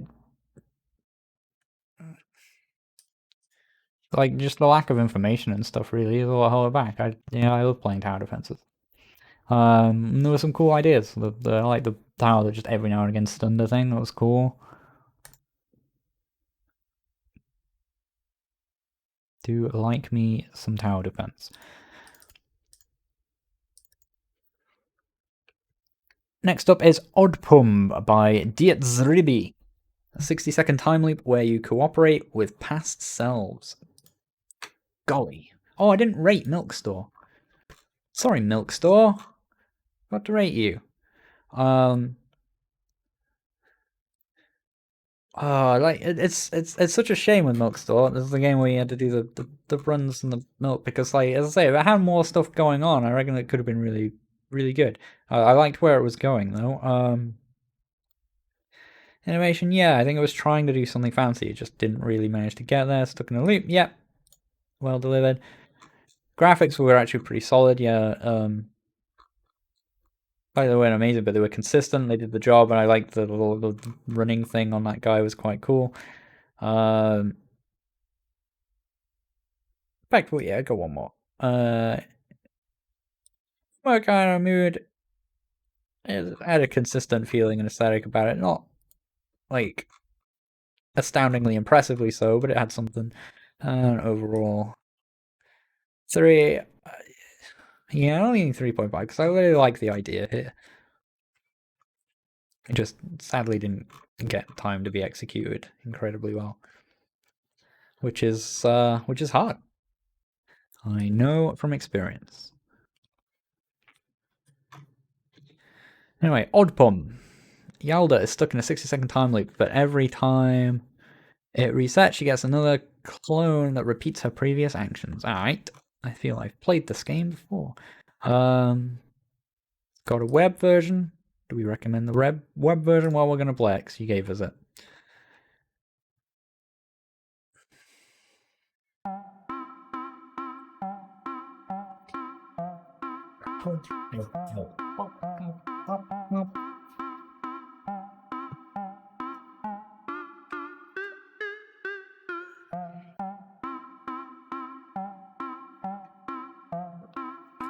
Please don't intentionally make Mixel-heavy games to send to me and be like, Mixels, because I'm just gonna say, well, it looks bad because it's Mixels, and you'll be like, oh.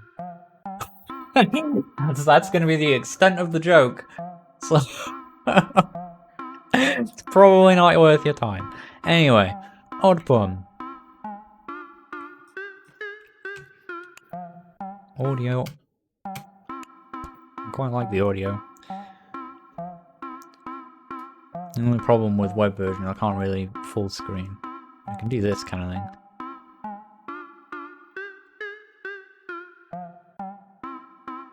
UD and top D. Oh, I'm aware of that. I remember seeing that in a jam. Was that the jam that was like different perspective or whatever was the theme? And it drove me insane because I have a game called Another Perspective, I can't remember.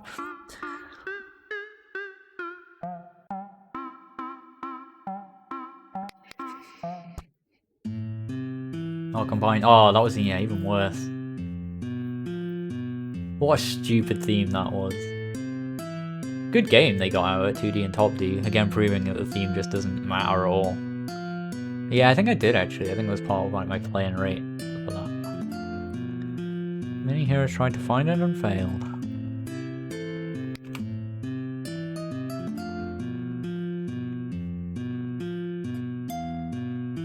You know, the thick pixel art outlines was working really well until this shot that kind of looked a little bit too like I did this in MS Paint real quick, but oh, it might be just because I'm blurring it a little as well. No, yeah, bit of both. Yeah, it's like just little giveaway moments in the art, you know.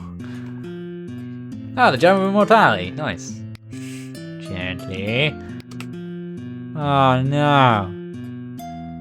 Yeah, it's just like a, yeah, you know, just something that just doesn't quite match, right? Poof. Neither is bad. It's just the Guardian Ghost or something.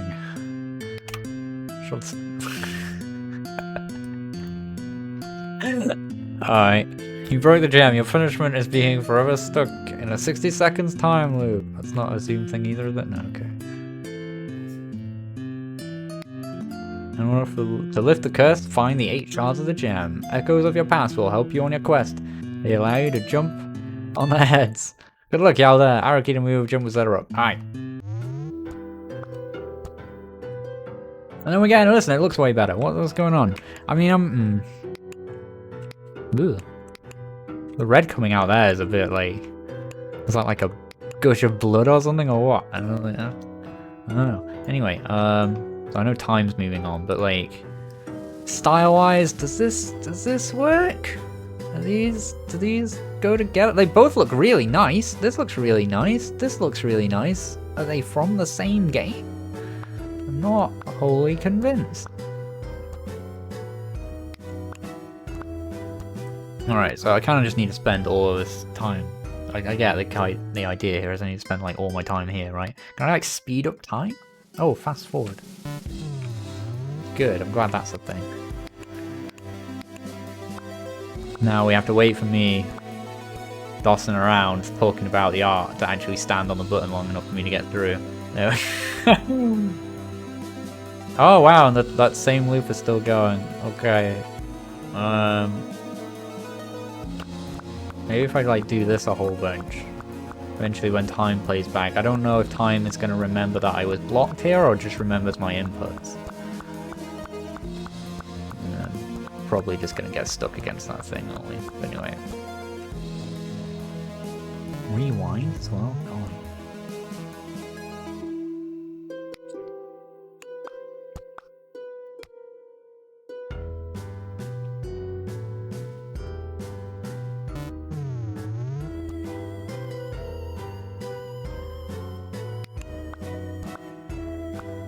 I'll just leave you there for now.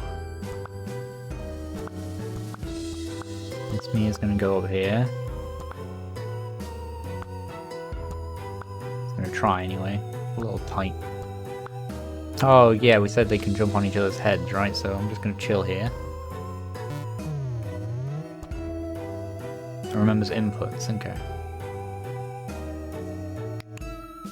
So they might not end up in the exact same place as one another. You're gonna be there, because I'm gonna need one there. It throws me off a little bit that I get like a noise and a red thing pop up on the thing in the corner when we end a loop, when obviously ending a loop is like a necessary part of playing the game. It makes me feel like I did something wrong, when I'm not sure that I did. Someone gonna get here? Oh man, did someone not make it here?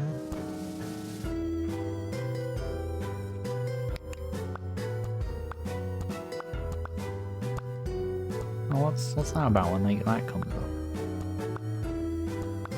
Thought we could jump on... Oh, we have to like hit a thing.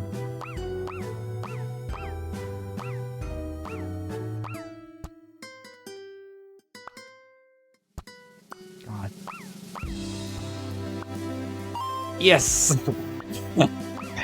I was like, this is the kind of developer who will definitely add a jump buffer just on principle, right? I was like, I can sense it. I can sense it will be there. And I was like, I only just missed that, so I knew. I was like, there will be a jump buffer. It will just be enough to get me there.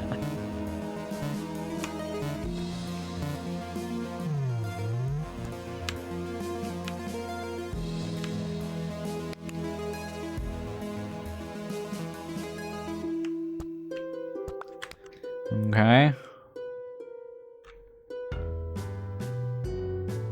Just chill there. Yeah, I did have to have, yeah.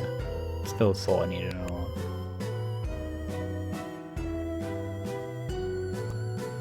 Man, how many can this remember before the game just like breaks down? I hope this is like... I hope the data solution for this is lightweight.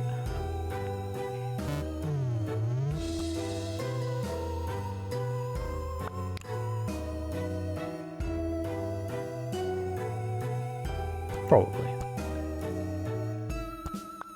Oh man.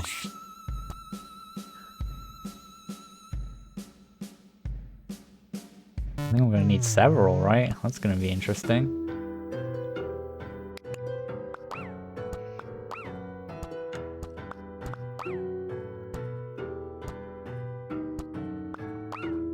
Oh, nice. Easy. Oh, I guess you could, yeah, it's like you could have stepped off the purple in order to bring the platform back and some other stuff.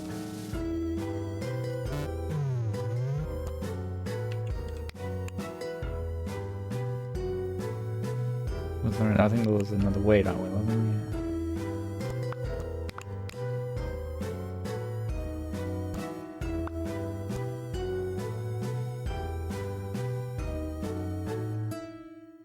I'm hoping all those people actually managed to get the things. Hang on. 2, yeah, 3. There's a third one. So most of this time it was me just standing up here. Let's jump down there.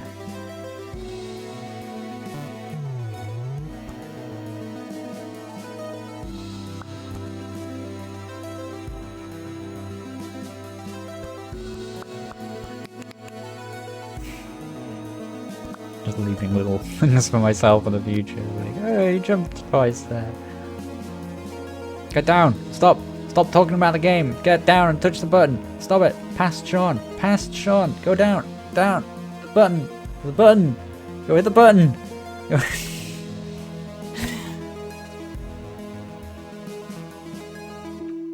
God damn it, loser. Alright.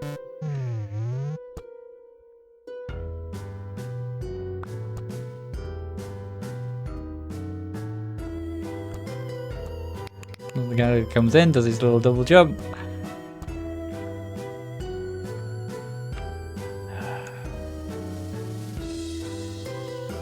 This loser.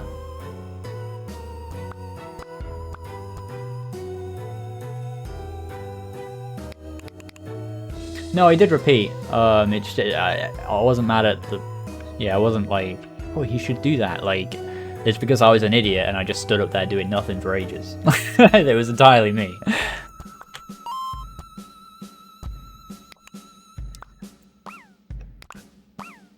Oh, there is no escape.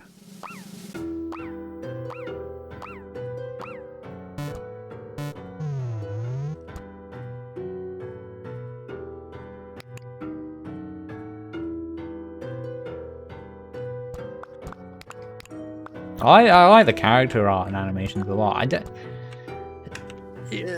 Yeah, I think it's just like a consistency thing for me. I think just with the background and the pixel art crystals and the character art, all like 3 different styles there almost, right?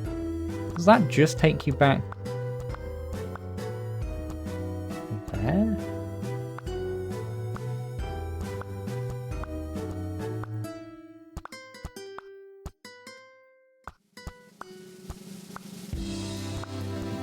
Not that much coyote done.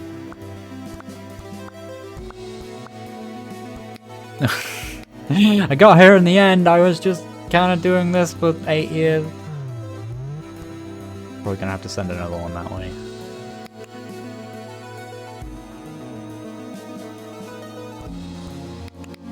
I think we get the idea though. I'm just gonna get this last one. Aha, I got here first.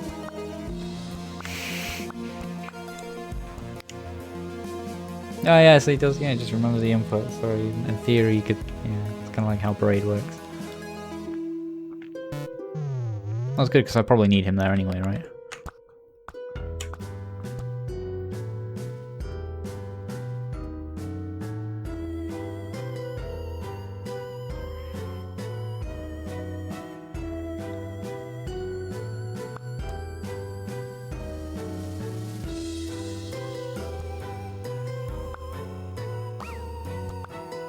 Oh no! God damn it.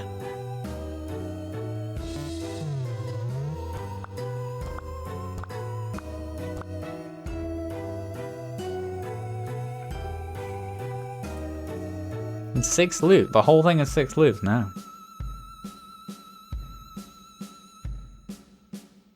I'm actually surprised. I thought I had loads more than 18 actually.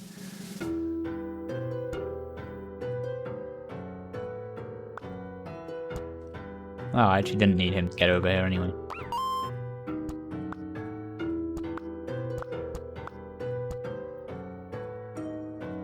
Cool. Oh, that's cool. You can literally see the whole thing at once. The last one is just getting someone on that button and getting there, and then also getting that one in the middle. Cool. I think I get the idea though. That's very cool. I'd lean into this aesthetic. I think it looks the best, like the character. I think maybe you get away with the backgrounds plus that. I think the main thing that stands out is not really matching with your crystals. It's a minor point. Overall, it looks really nice, feels really nice. It's good. I'm not doing the rest. Nope. Moving on.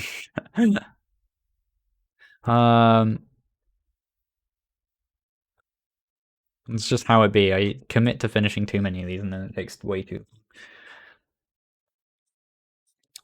But it was super fun. I really like the concept. It works really well. It's really clear. It's really obvious. I think the only criticism I had of the gameplay was it was a little anti-intuitive working out how to do the jumpy on top of people's heads.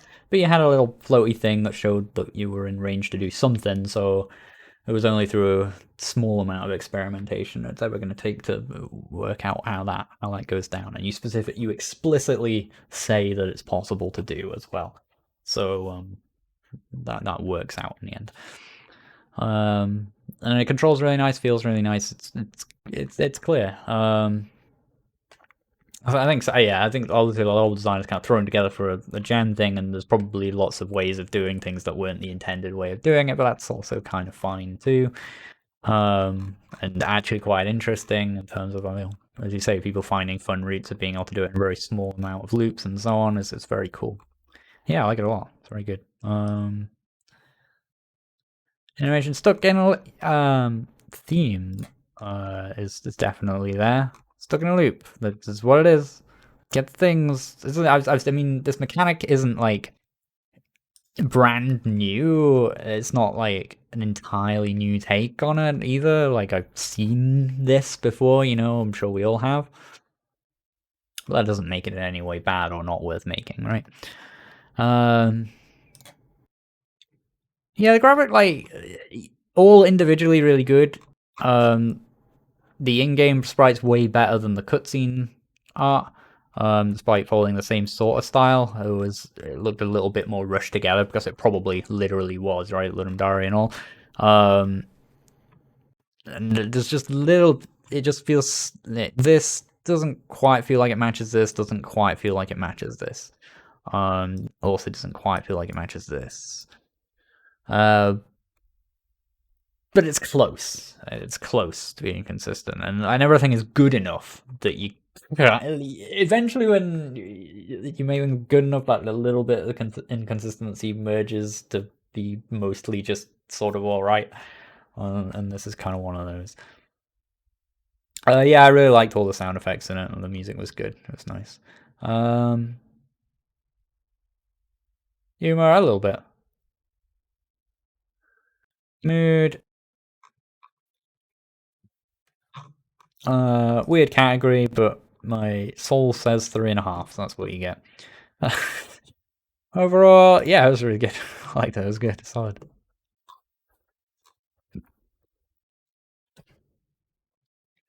Very well done. Good luck with 2D Top D.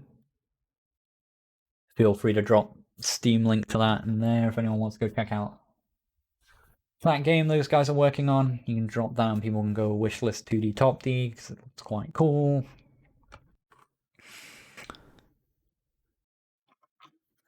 And then next up, we've got Matrix D's game Habits.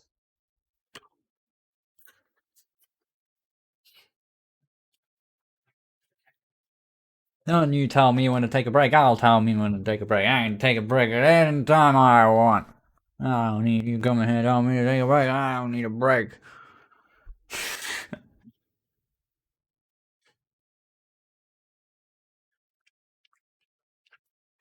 We've only got a few more to play. I think 3 more. We're just gonna get them done.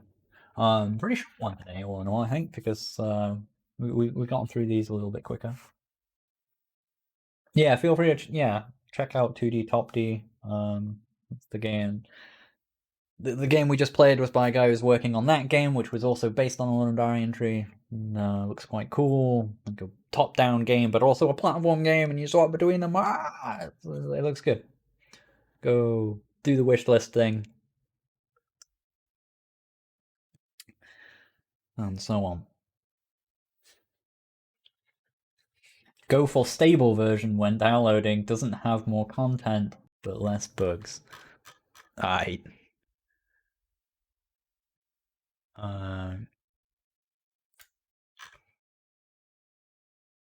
Stable version. Raw version. I like that. Like it's not been cooked. That makes me want to play that version, man. You know, you told me it's stable, but I want to know what makes this one raw. Yeah.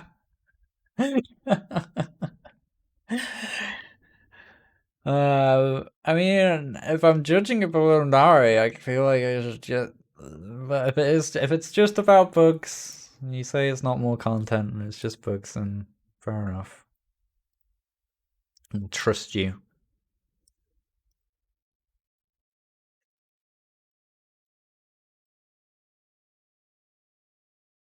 Welcome. This game needs no extraordinary intro. Okay, click left mouse button to continue. For you play as an ordinary man in an ordinary world. Click left mouse button to continue. Move around WASD, interact with the cursor. Click left mouse button to continue. Good luck and have fun. Click left mouse button to continue. Habits by Gus028. Made for Ludum Dare 47. Click left mouse button to continue.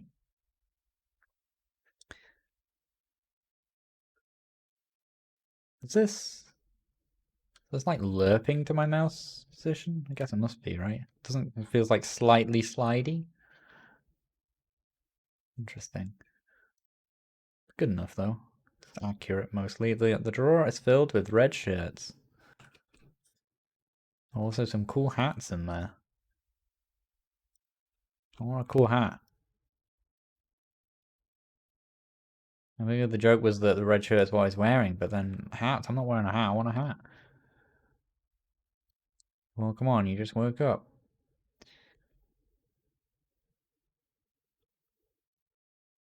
Who brushes their teeth before breakfast? Actually, I was told to do that by my dentist.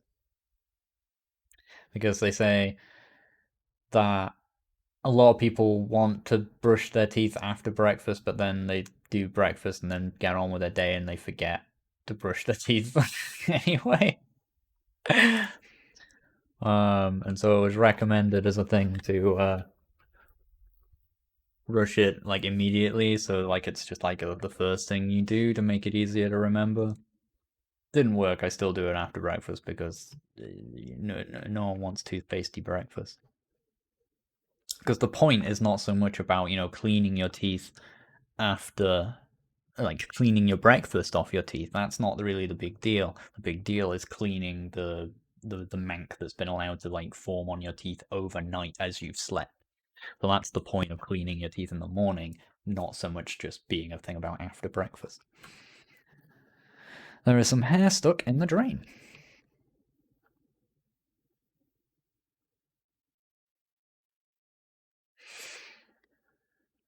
Turn on the TV. Live report. Seems like there is an ongoing presidential debate. You cannot understand a single word. Okay. The lamp is hot. It must have been on for a while.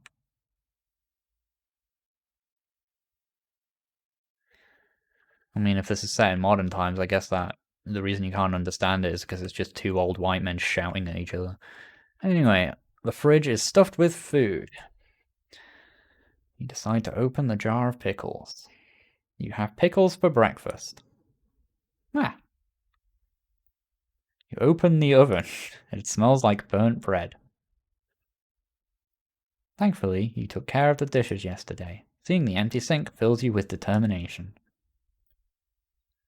I seem to have lost my appetite.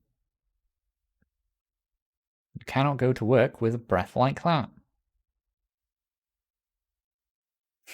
I know, right? I'm full of them. You brush your teeth successfully. Oh, nice. Was there a dice roll in that? Could I have failed to brush my teeth? Extensive brushing will hurt your gums. True facts.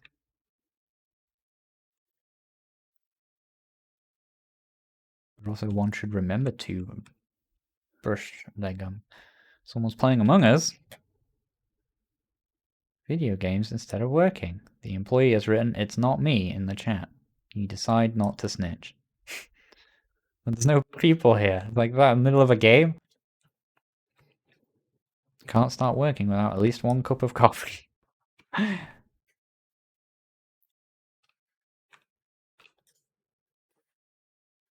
54. Use regular black. You should probably empty your current cup first. Oh, okay.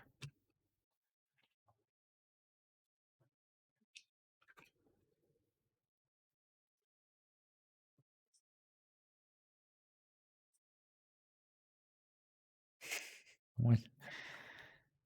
I mean, my main interaction here is to throw. Oh, it's like is it like meant to be a trash can or a basketball hoop? I'm not sure.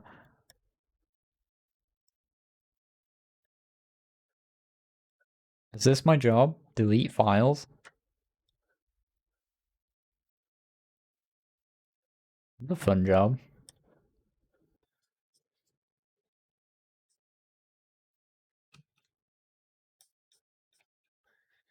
Okay. What day? The burger resting on the top shelf feels well deserved. Do I need to cook the burger? I just get it.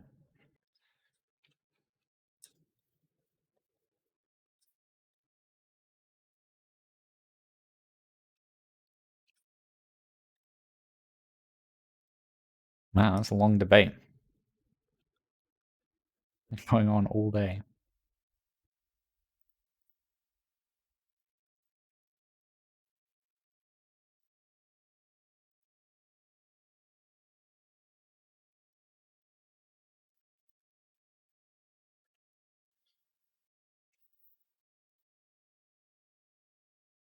Day one completed. I mean, is this the game?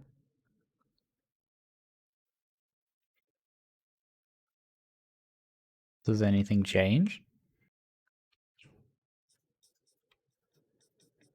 I'd like to be able to like progress or speed up the text as well if I'm gonna have to see the same thing.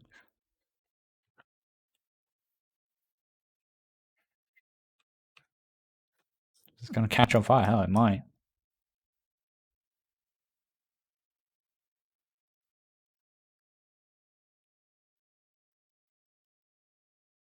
I'll do one more loop of this.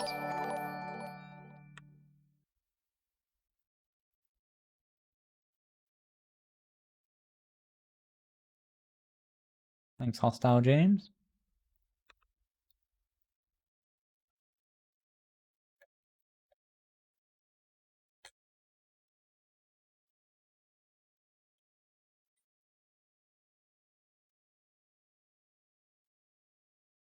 Okay, I was gonna say, can I grab multiple? It looked like I could for a moment.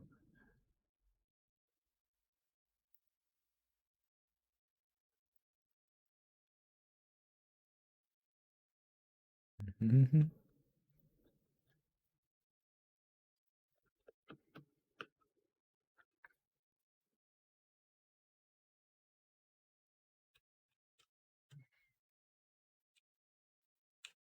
I mean, technically, that's going to become more and more out of date over time, right? Is that updating?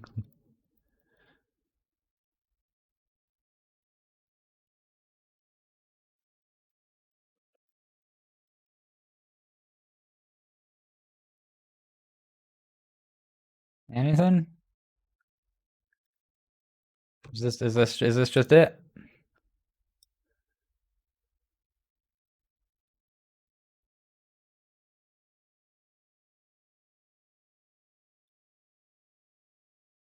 Does anything change, or is that just the game? It's fine if it is. I just want to know before I spend like more time like doing the loop and hoping for more stuff to happen. The sink in the kitchen. Oh, is that it? 3 days ago, right? Right, it does count though. Okay. All right. I like the art actually. Like for the most part, very consistent. You got to be careful then when you do this stuff. It's like where you kind of reveal the resolution a bit, and it doesn't go well with like the stuff with like the hard black outlines and stuff. You have to be careful keeping your patterns simplified, leaving big gaps in between them. The main thing to be careful of is including lines that are thinner than your big bulky outlines on other stuff, right? Because that's what starts to make that make the inconsistency jump out. I get the need with textures and stuff to be able to have things that don't have big black outlines, but then you've got to make the shapes within them coherent to the rest of the art.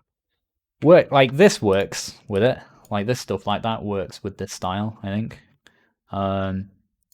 This a little less because of the hard edges, and this less because of the thin line.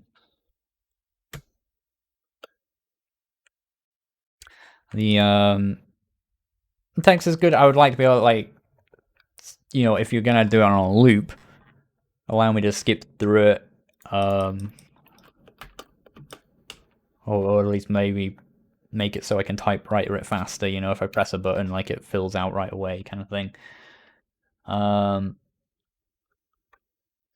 Obviously, there's not much in terms of a. How do I even quit? Alt F4? Right, okay. Oh, I think I accidentally closed down the browser window that I was using. Let's get uh form. Let's get that back up.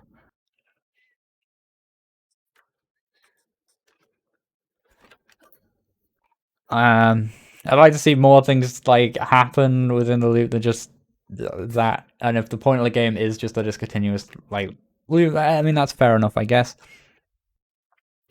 Um, but if you were going to take this in a direction where more things change or it becomes interesting over time, you probably want to make the whole loop a little bit quicker. A lot of slow walking between thing to thing.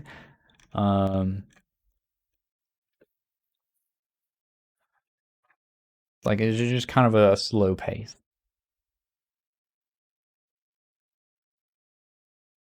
But maybe that's just what you wanted. I don't know. It depends what you're trying to do. Fun, I guess not really, but I guess that wasn't really the point. Although I did enjoy just something like that. Some of the lines were cute. Graphics, I say we're mostly pretty good. Just careful with textures, right? Especially when most of your things are like solid colors, like when your floor tiles and so on. Those are the areas where you're probably going to make mistakes and make things feel inconsistent. But for the most part, pretty consistent all around. The font is probably not perfect here. It's a little bit too orderly next to everything else, despite being, Comic Sans. I think you needed something a bit more scrolly. Innovation, extra points for being willing to do something that isn't just straight up game with an obvious goal or whatever, and just making something a little experimental and weird, even if it didn't really have much of a. It didn't really do much significantly, of significance even. Theme, yep. Mood, yeah, it would have been helped by like any audio or anything like that, I think, but generally solid.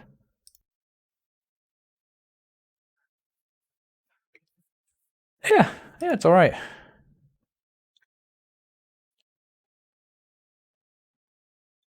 I guess I can't give it an average of 3.5 and give it an overall of 3, right? It probably averages out at 3.5.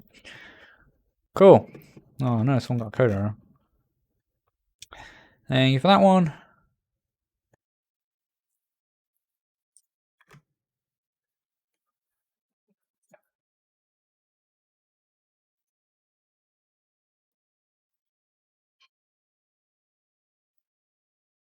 Cool. Thanks, Matrix D. Steam key for Vault Patrol from Loud. This is our second to last game of the day. This is me checking out workshop mods for Endless Space 2.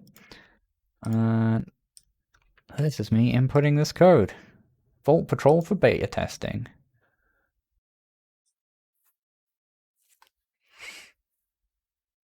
Wait, how big did it say that was?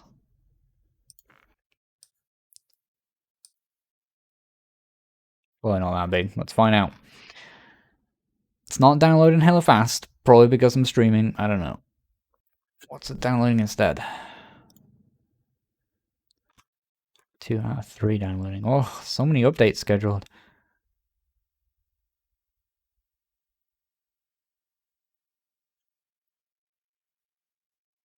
Okay, that is the only thing that's downloading. But I reckon it's going to take like 16 minutes, which is no bueno.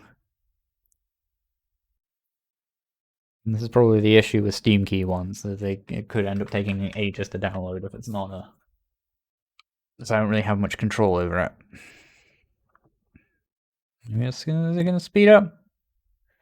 We're not dropping any frames while we're getting it at least.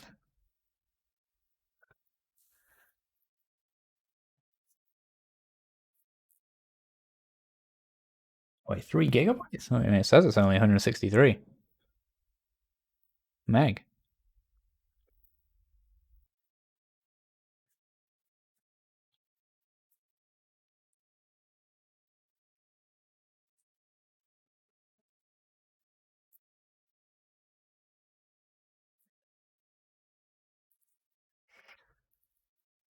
You know what, it feels like this is going to take a little while. We'll move on to the next game.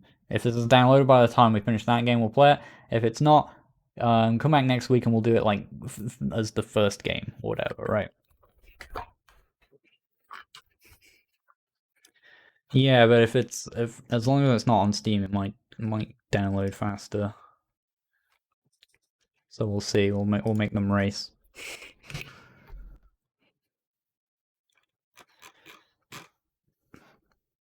Oh yeah, what? Why are the biggest things at the end? What's going on here?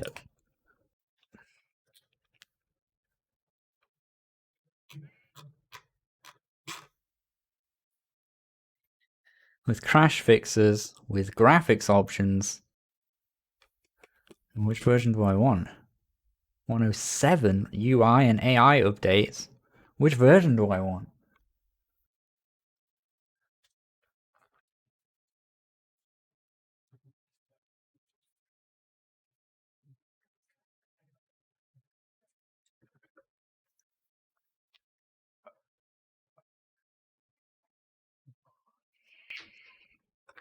Oh, it was an LD game?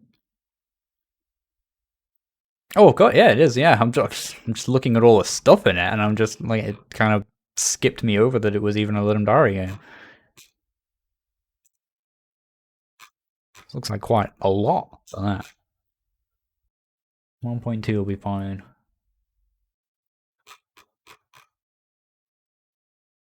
Or 1.02. Yeah, you see, look how quick this is already going, like, just as a browser download. It's already, like, half done.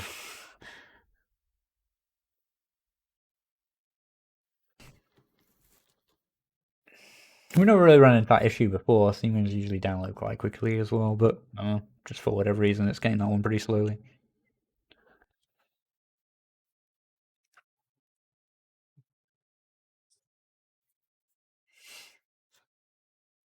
Hmm.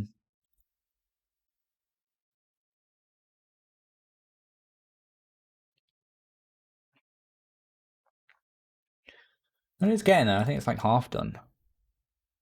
So I think we should be able to play this and then play that one. It'll probably be alright. Windows no editor. Oops.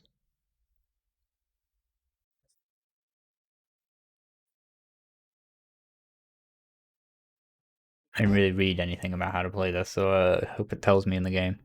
Steam VR! I do not have that set up. Currently. Options! I set out here for feature options, like it's just the one. I don't recognize this font. The same font I use in another perspective. It looks a lot like it. Not sure how well it fits everything else here, but we'll see how we get on. The Curse of Kattenberg. There are rats and there are cats. There are credits. These people made the thing. It's not a game. I like the cursor. Voice acting? Who wanted nothing more than to go on adventures. But ever since the curse was placed on Kattenberg, none of its inhabitants were able to leave. Whichever road they took, they'd wind up back in Kattenberg. Rumour has it, there are 3 parts of an ancient relic, which could, perhaps, be pivotal in breaking the curse.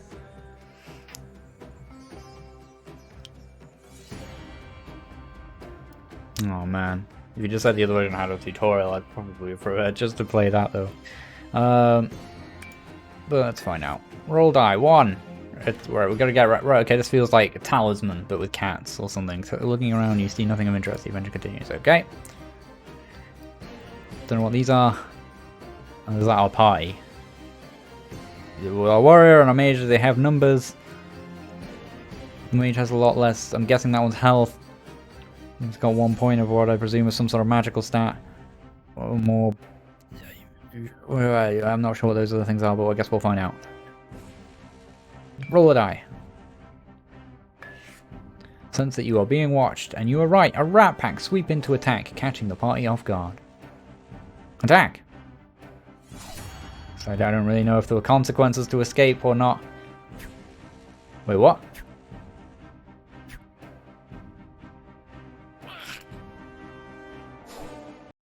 do not understand anything that just happened.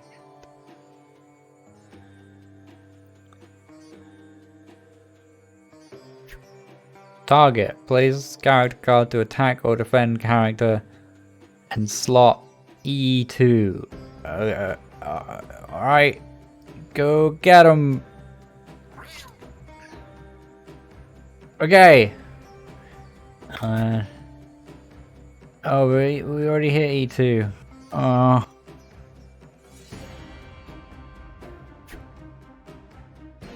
Regular attack on the enemy with the highest power. Cool. Can I use you? No, that's not how it works.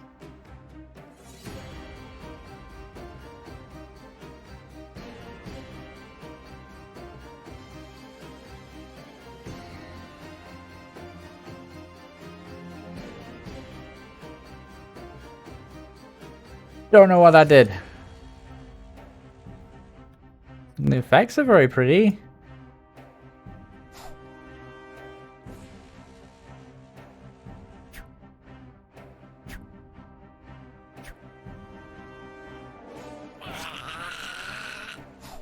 Why couldn't I use the attack thing? I don't know. I don't get what the attack. What do the attack cards do? Red equal power, blue equal wisdom. Oh yeah, we zoom in, we can actually see like attack. Yeah, okay. Pink is luck. Oh gosh.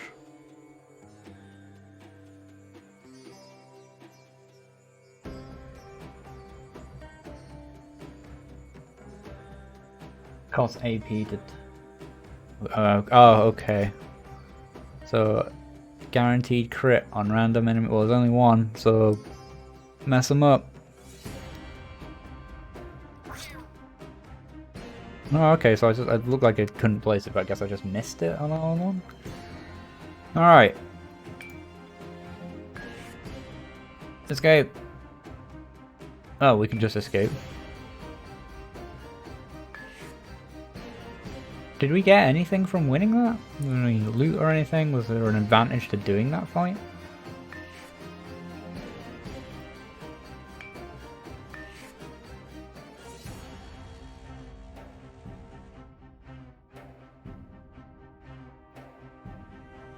I want a relic. Where's my... Oh, is that what that is?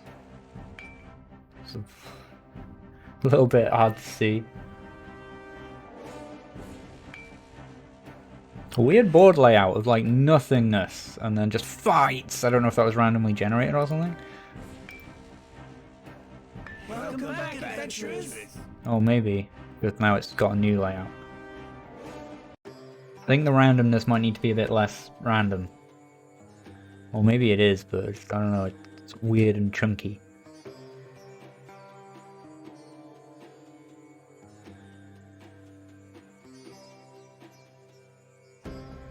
Yes, we've got the thief now. What are we trying to do again? You stumble upon the legendary fountain of replenishment. Drinking from the fountain you replenish. Okay, cool. Cool, we did need health.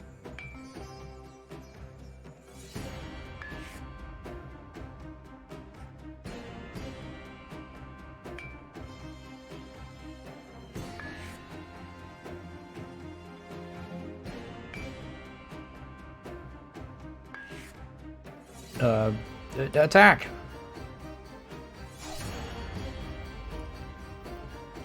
Was there actually any incentive to attack though? Not sure. Target P2. Oh, attack or defend this character slot P2. Alright. Yeah, Warrior, you get on that.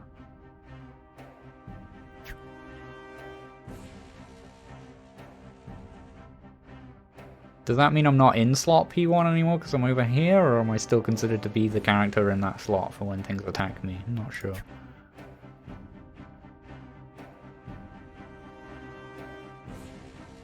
Bespoke special ability. Stuns all enemies and self. Attack and stun random enemy. Go for it. No, it's stunned did. I wish that came up with some sort of effect that was just like, I don't know. So I had to sort of look at the card and be like, has anything changed? Did it stun? Oh yes, there is an icon there, sort of thing.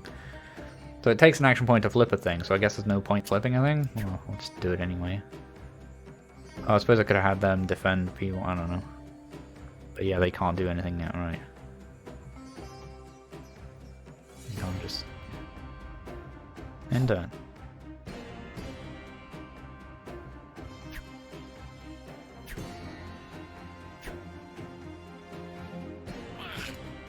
Ow.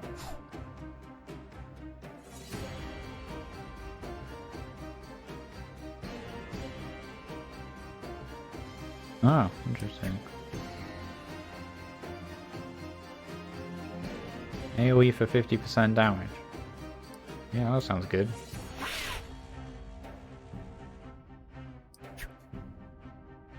Oh, cool.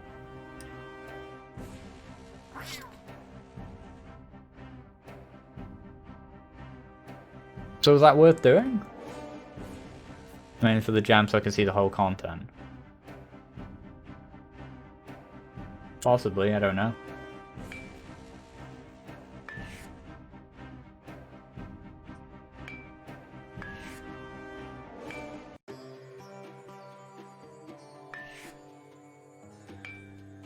Welcome back, adventurers!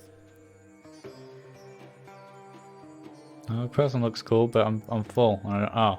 Oh, no, I just replaced the wizard with the bard. Bard looks cool, though.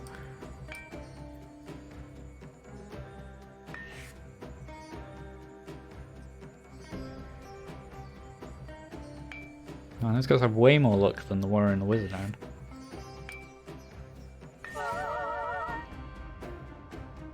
Oh, okay.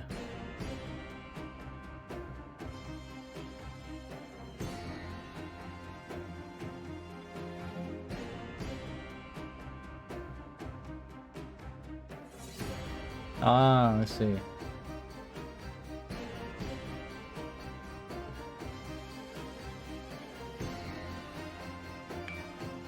Yeah, obviously some of it is limited by the jam, but this was ambitious for a jam, like. I suppose you had probably a bit more of a team. Like, this is impressive. Very, like, I really like the card artwork and stuff. It's super nice. The font and stuff in this messages are not as pretty as the rest of it. And these buttons and so on. Perfect, but that's just is how it is. Ignore. Oh. Oh, this time we're actually forced into a fight. Interesting.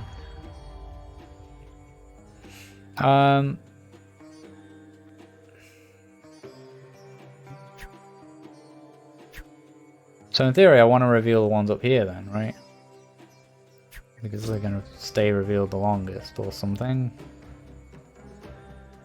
Oh. Oh. Well, that sucked. Bully the enemy with the... Bully regular attack on the enemy with the lowest health.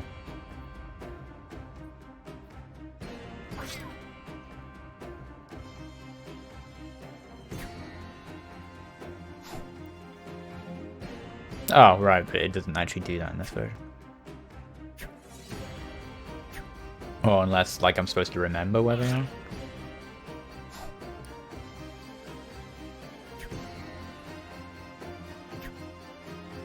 Yeah, maybe.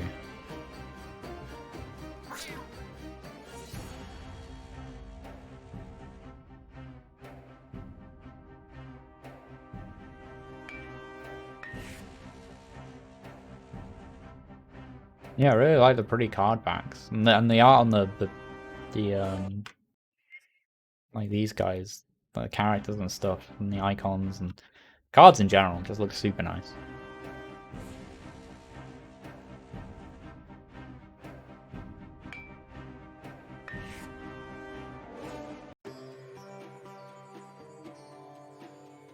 Like, I'd play this as an actual board game, probably.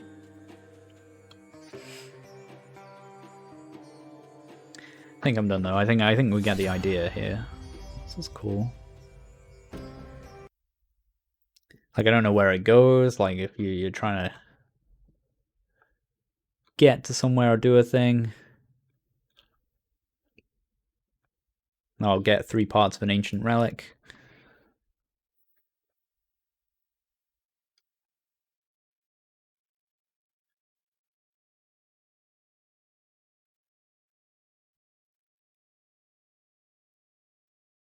Christ, yeah, what a crazy undertaking for a jam game. Well done. Like, for how much is there of like a playable prototype of this thing? Does the job.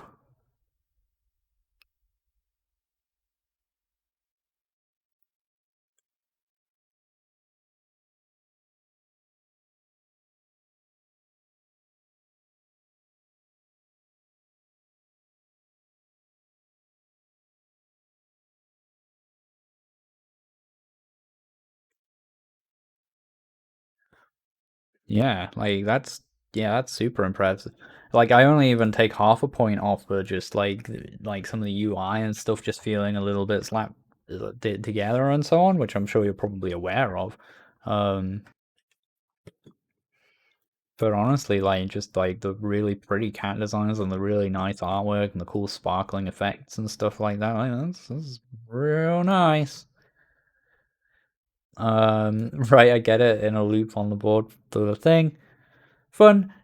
I'd like to see more. I mean, I'm probably you're limited, but it's criticism with a pinch of salt of you probably know and want to do these things and you just didn't get to within the jam, obviously. But what I would generally like to see, just based on this, would be like more things that can happen, right? Which is it's always the nightmare thing for a jam. That's the one thing that's hard to get a lot of. I know from the game I made. But like when I look at this board, I'm mostly saying like, cool, there's fights and being healed. That's about it. And there's a few little. I really wanted to land on some of these other ones because I'm like, what do these ones do and so on. That's what I wanted to see more. I wanted to see more variety and things that can happen, maybe decisions that can be made, take these numbers into account, and do stuff which I'm sure is probably what's being worked on. Assuming you're still working on this, which I hope you are, because it looks very cool. Or is the jam version like the fighting and stuff like it was very pretty, but the gameplay itself of just like picking cards, putting them on cards and stuff, it's not super exciting in a video game form. It's the sort of thing that would work a lot better if it was tactile and I was working it out with a group of friends around a board game, like, oh, we should do this one on this and that kind of thing. Be good. Innovation. Yeah, I mean it's like ideas from Talisman, but it's got like some of like I haven't really never heard this combat thing before. It's cool. Yeah, that's pretty unique. Audio was pretty simple. It wasn't like super memorable or anything, but it was there and like it did its job. I think. Humor, cats and rats. uh, Mood, yeah, it got a cool like fantasy ambience about it, and everything was kind of pretty consistent and coherent. Overall, yeah, 4 with like 3.5 for the jam thing itself probably, but like honestly just going to 4 because of how just impressive and ambitious this whole thing was and how much of it actually managed to exist within the space of 3 days. That's very impressive.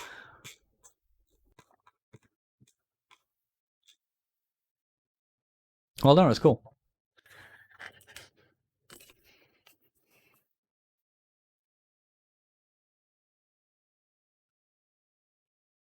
I mean, I only say that because, like, it just, I have to be honest, like, it just didn't jump out at me as something, like, and it's possibly not be a fault of the sound, like, the track itself, but for the fact that it was largely just this one looping track.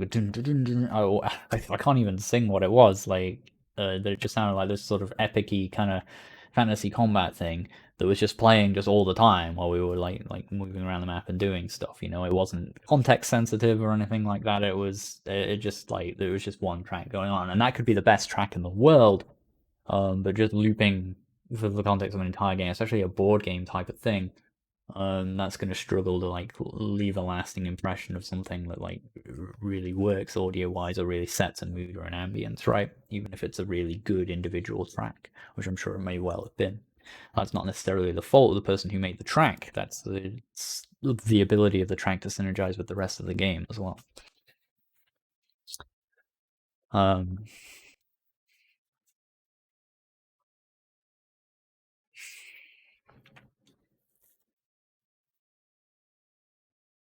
Yeah, exactly. Like, you know, like in the right context, that might have been a super memorable track. It's just, you know, it's how that glues with the game and the moments in which you hear it, right? Definitely didn't sound bad or anything like that, right? Yeah, it was sick. Well done.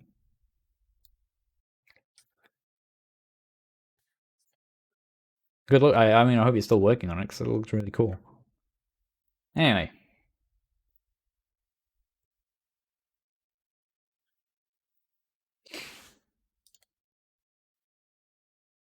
Vault Patrol is here now, so we can play this. Right, Visor Mega Mecha made in Unity.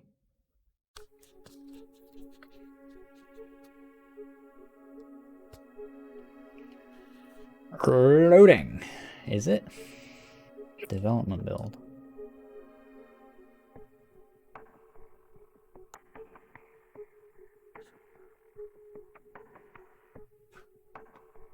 Probably didn't help also that my audio volume is probably a bit too low.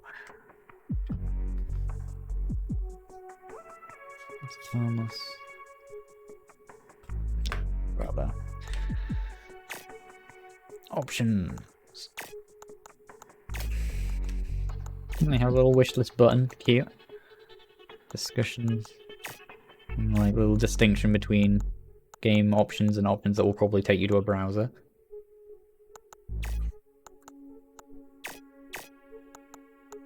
Okay, not much going on there. That's fine.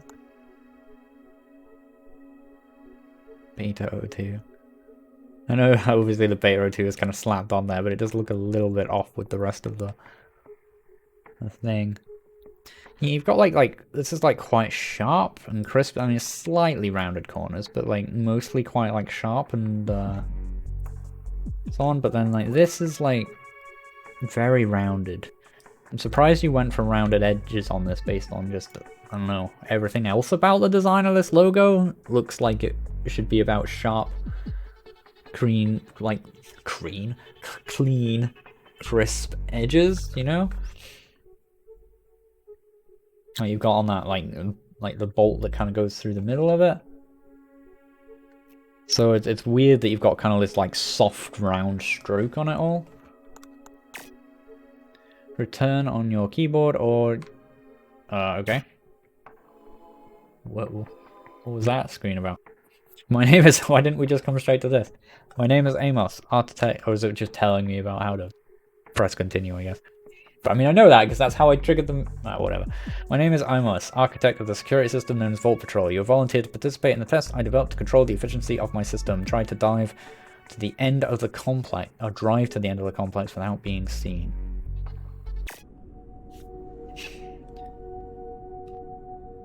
Okay. Oh, it said something else, but press the space key while accelerating to make a... Oh, it's probably just telling me how to turn, and then I turned, so they got rid of it. Okay. I feel like I should be moving faster, or maybe the frame rate should be higher, for what I'm seeing. Press the right and left arrow keys to look to the sides. Okay. Alright. Feels nice enough. I just feel like it should be way faster. I feel like my frame rate is half what it should be or something, but it's not. I can see in the bottom right, 144 FPS. Which is weird. The screen, like, moving left to right looks laggier than it would seem to actually be. So physics, though. I have the trail coming out. That looks good. Thank you, Nasir404, for the sub. What do you miss? About 9 games. This is our last one.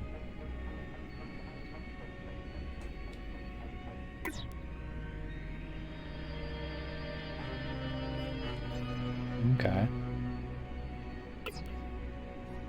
I've done this in the wrong order. Assuming order mad. Yeah.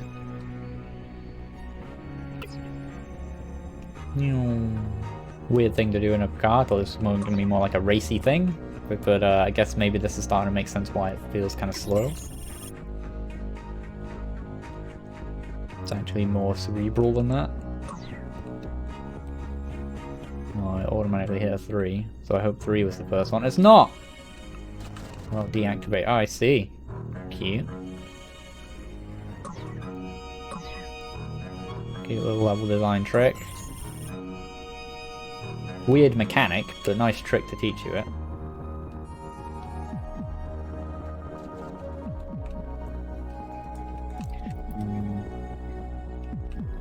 Oh no, the triple asterisk.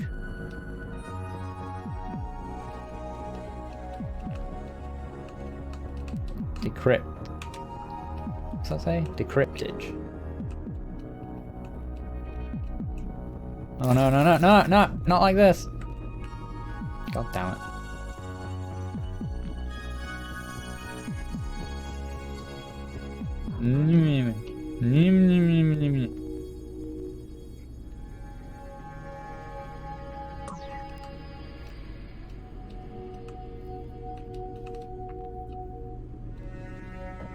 I hope 7's the first one.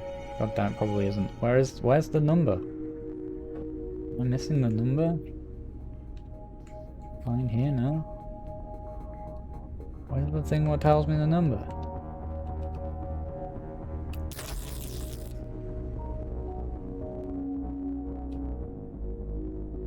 Oh, decoding. Do I have... Oh. Do I actually have to stay close to it? 297. Let's see.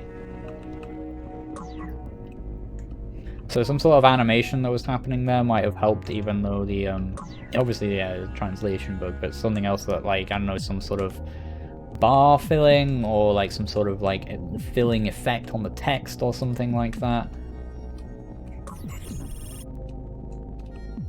Something to indicate something was going on. Control is impenetrable. It doesn't seem that way.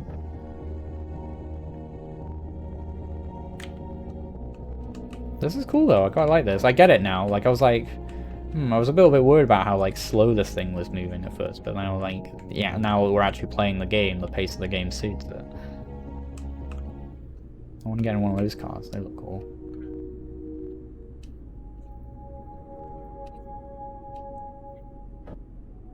Huh, can we actually do that? Seems to be of some significance.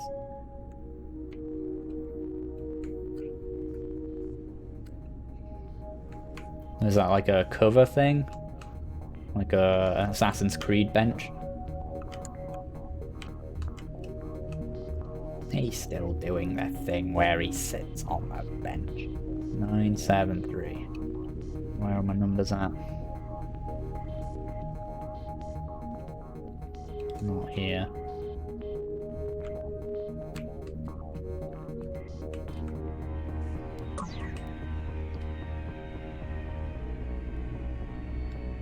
I mean, if that is how that works, I definitely don't need them here.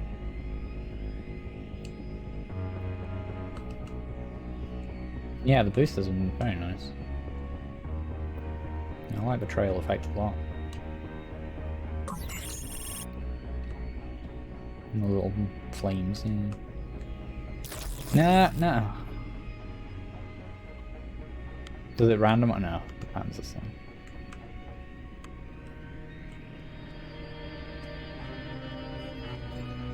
Oh yeah, I forget we can like handbrake turn or whatever, which is weird actually now because yeah, you got taught that as your first thing as well. So okay, this is like about doing tricky fast maneuvers, but then like, you don't really ever need a handbrake turn, or it's a weird thing to need in a game like this, I guess. It's not exactly about going fast.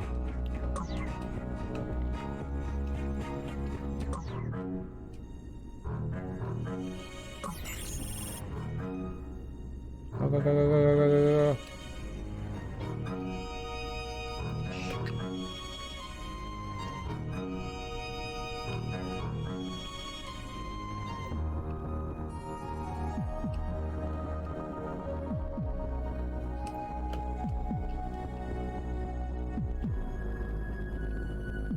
Oh, is he catching up with me?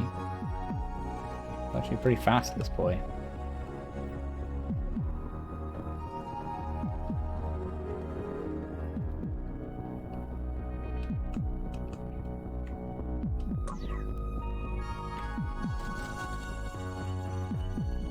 Yeah.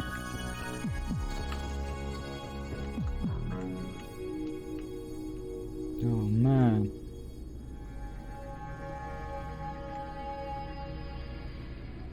Gonna ask if that was an actual stat. I'm guessing they just made that up though. I didn't know turrets could do a thing. It is sort of implied, they do the same kind of light, right?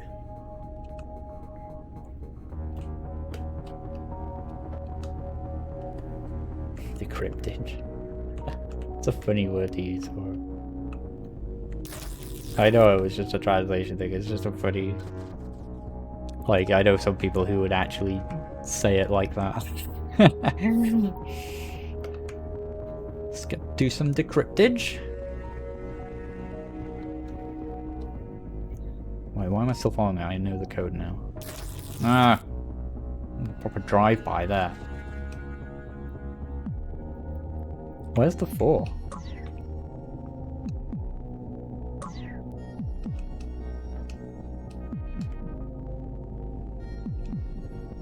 Was it around here? Yes. God, this is annoying.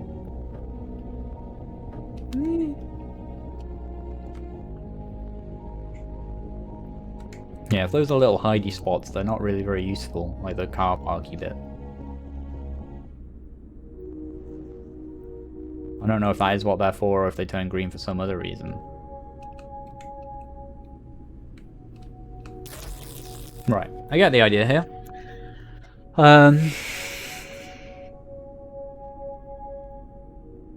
I like it. I like the general flow of it. I was like, oh, they've given me ability to look left and right and stuff. I wonder if that's actually going to be meaningful and useful, and it was. I like the general art style of it, actually. Wasn't sure of it at first, but it's kind of grown on me. And I really like the little trails that come out of the car. Kind of wish we could get a higher max speed. Since I have, like, if you're going to have these, like, handbrake turns and things. I don't know, it does just feel kind of nice to drive around in, so maybe it's just alright. Stealth game, like, stealth car game is like, it's pretty unique really as well. Metal Gear Solid and weird cyberpunk Tron cars.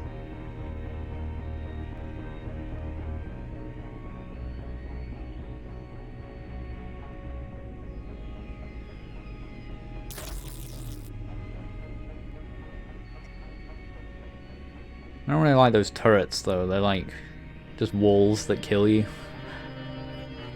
It's just like you just can't go that way, but the enemy can, kind of thing.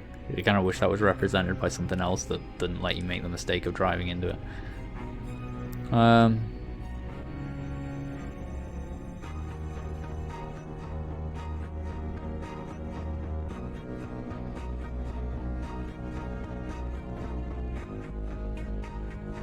Definitely hard to get like an overall picture of the place before driving around it a whole bunch.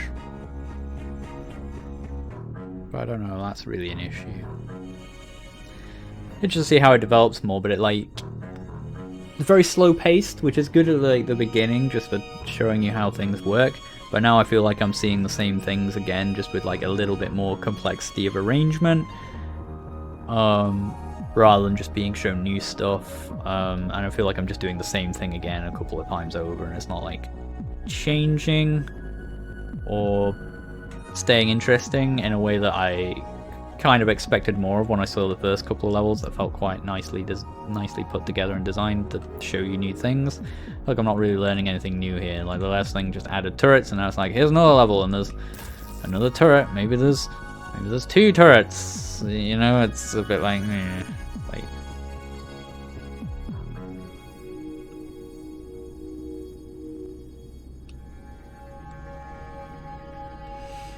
Yeah, I don't like if this is a mechanic that's meaningful. I mean, I don't know. It's just a little weird that it's here.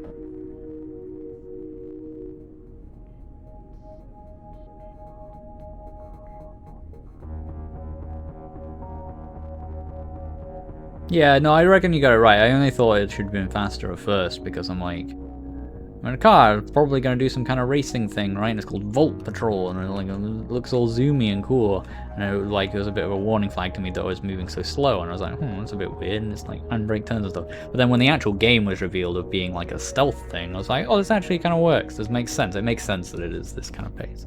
I think it works.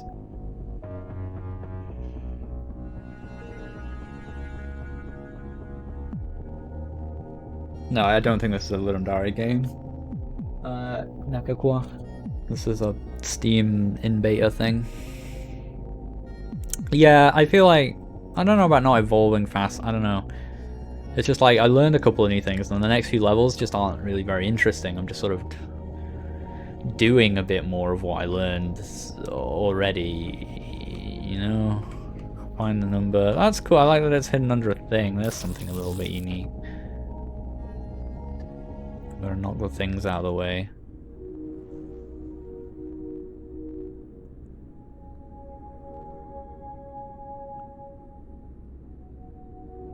Hmm. A lot of vision, like, did this big vision blocking thing need to be here? Like, I can only see a little bit of the level at once, which is, I don't know, it's alright, I guess. 175. That was, yeah, that was a recon mission, I guess. It's 175. Maybe the thing should randomize. I don't know. I don't know, it's a tricky one, I'm not really sure. It's pretty unique, I'm not really sure how to exactly, where exactly to go from here. It's missing something, and I'm struggling to really put my finger on it. But it is fun, it's good.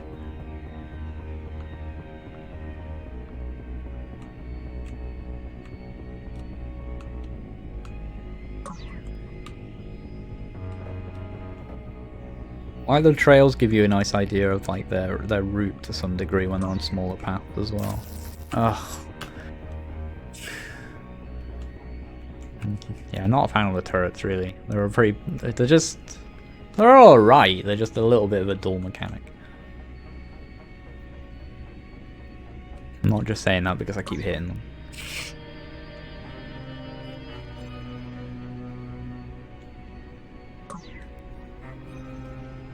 Like, I get they change up a bit, like, giving access to the enemies to go through areas of levels that you can't.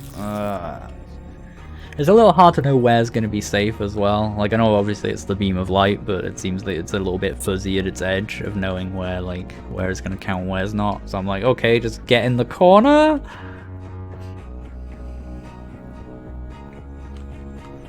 Like, how did I get away with that, for example?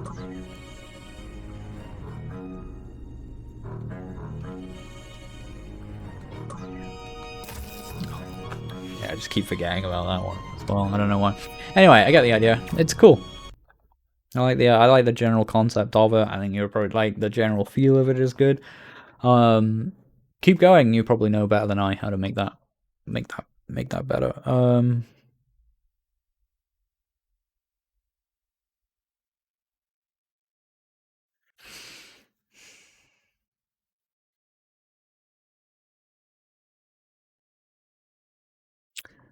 Yeah, it sucks to give this kind of criticism because I'm just like it's not helpful, but there is just something missing, and I can't put my finger into what. There's just something about how it plays. I don't know if it's in the pacing or the screen composition or how it looks or what, and that's not helpful advice at all. But there's just something, some kind of engagement or something that I just feel a little bit missing from it. So good luck with that, I guess. But I do like it. I like the concept. I think it feels good. I think it looks nice. I think the pace is good to begin with, and then maybe slows down like a little too much because I just sort of got a bit bored of it, I guess, towards the end there. But I like it a lot. It's good.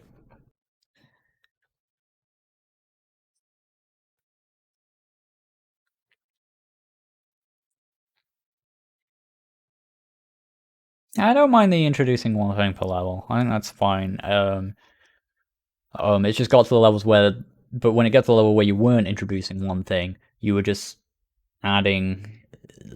It's like, okay, now you know how the cars work and the turrets work. Now here's a level with cars and turrets, and now here's a level with two cars and a turret. And you were still kind of doing the same things, you know? I think introducing the thing a level is fine. I think it's just, you know, it gets stale to see the things we've already seen, uh, like over again without really a new much of an interesting twist on it. The most interesting thing in that one was that, like, oh, this time they're under some physics objects that you've got to do to find the thing, but finding the thing around an unexpected corner we've already seen, and so on. So it's like, how many legs does this design have? I don't know.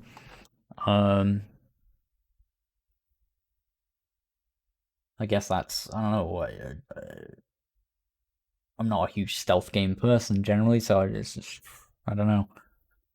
Generally, a lot of stealth games tend to rely on the fail state actually being kind of interesting in a way. Thank you very much, by the way, Alex Solazzo for the Prime sub. I think a lot of them, yeah, they rely on like their fail states being interesting, whereas your fail state is just detected, start again kind of thing, right? Rather than detected, they're gonna chase you around. Maybe you can get away. Maybe you can get away from them. Maybe you can fix this horrible mess you've made. That tends to be like the stealth game experience, right? That's your Assassin's Creed, your Hitman, your Metal Gear Solid, your everything, right? They all have, none of them have like a you're detected, you lose thing. They're always about like you're detected, now what? Right? That's the stealth experience tends to be, right? Whereas this is more like not really a stealth game, but a puzzle game, right? And so to keep puzzles interesting, it can't just be about like, here's how this mechanic works, do the thing. Um, you've got to you've got to provide like a key conflict in each one that's interesting and new in some way, which can be hard to do depending on your mechanics. You've got to, you create like I have to get from A to B, but C prevents me doing that. How do I make this work? Right, that's the whole puzzle experience. Maybe watch like Mark Brown's video on puzzle game design. It's a good one. The Game Maker's Toolkit video. That was good. But I think that might be the key going forward. If you're a fan of this idea and you want to take this further, I think like, yeah, there's some stealth in it and like there's a stealth vibe, but you're actually making a puzzle game, not really a stealth game. Um, Making a stealth game will be a totally different game, I think. Because as I say, stealth games aren't really so much about like the how do I get through. Um, they're about like making a plan and then having that plan go wrong and dealing with what happens when it goes wrong. Right, literally every stealth game, right, is like that. If they're not like that, and when you're detected, it's just over. You're not really making a stealth game. That's a puzzle game, in my opinion. Hey, super gamers, good to see you. So I think maybe that was what was the thing that was getting me about it. Was like, I'm trying to think of it like a stealth game, and something felt off, and it's like it wasn't a stealth game. It was a puzzle game. And as a puzzle game, the initial conceit of like find three numbers and hit them and find the route to them is interesting for a bit, and then when that route is just like the route you're taking just becomes a little bit more convoluted and more convoluted and more convoluted. I'm fatigued and don't have the energy or the will to do it anymore unless something is making it interesting or there's something I've got to solve to work it out. I hope any of that made sense. That was a hard game to critique. It's like a slightly different one to something I've really seen a lot of here before. Um, but it was interesting to think about and definitely interesting. I think the execution there is good, I think, generally speaking. Um, but the design is missing something in its core game loop or in the core level design that's going to make it consistently interesting. I think the key to that is in acknowledging that that is a puzzle game, not a stealth game. I think it's fine for it to be a puzzle game, but then you've got to design it like one. you know. Okay. That's everything. So thank you, Loud, for that one, and thank you everybody who submitted a game today. Same again next week, probably. Been doing these a lot recently, and has actually been impacting the amount of free time I've had. I could have spent all of today working on and probably finishing the tutorial video I kind of wanted to have done this week, but did not find time for. So don't be surprised if in the next few weeks maybe we take some time out, or maybe we do some different streams that are a bit shorter. Maybe we do something else. Just for me to try and maybe wrestle some of my time back. Just taking a whole day and being like, this is now the stream day, has had a bit of an impact on some of my other work, which should have been obvious to me, really. But it's still fun doing these. I'm not going to stop doing them anytime soon. But we might mix it up a bit in the next couple of days. But put a link to the game in the chat. That's fine. But I'm gonna head off now anyway. So I'd get it in quick while there's still people here. Thank you everybody for watching. Thank you everyone who submitted a link. Probably, as I say, we'll be back next Friday. We'll see what goes on. If anything changes on that regard, I'll let you all know. Follow the Twitters, follow the Twitch, follow the YouTubes, do all the things. Thanks everybody again. About the 18th thank you. Bye-bye.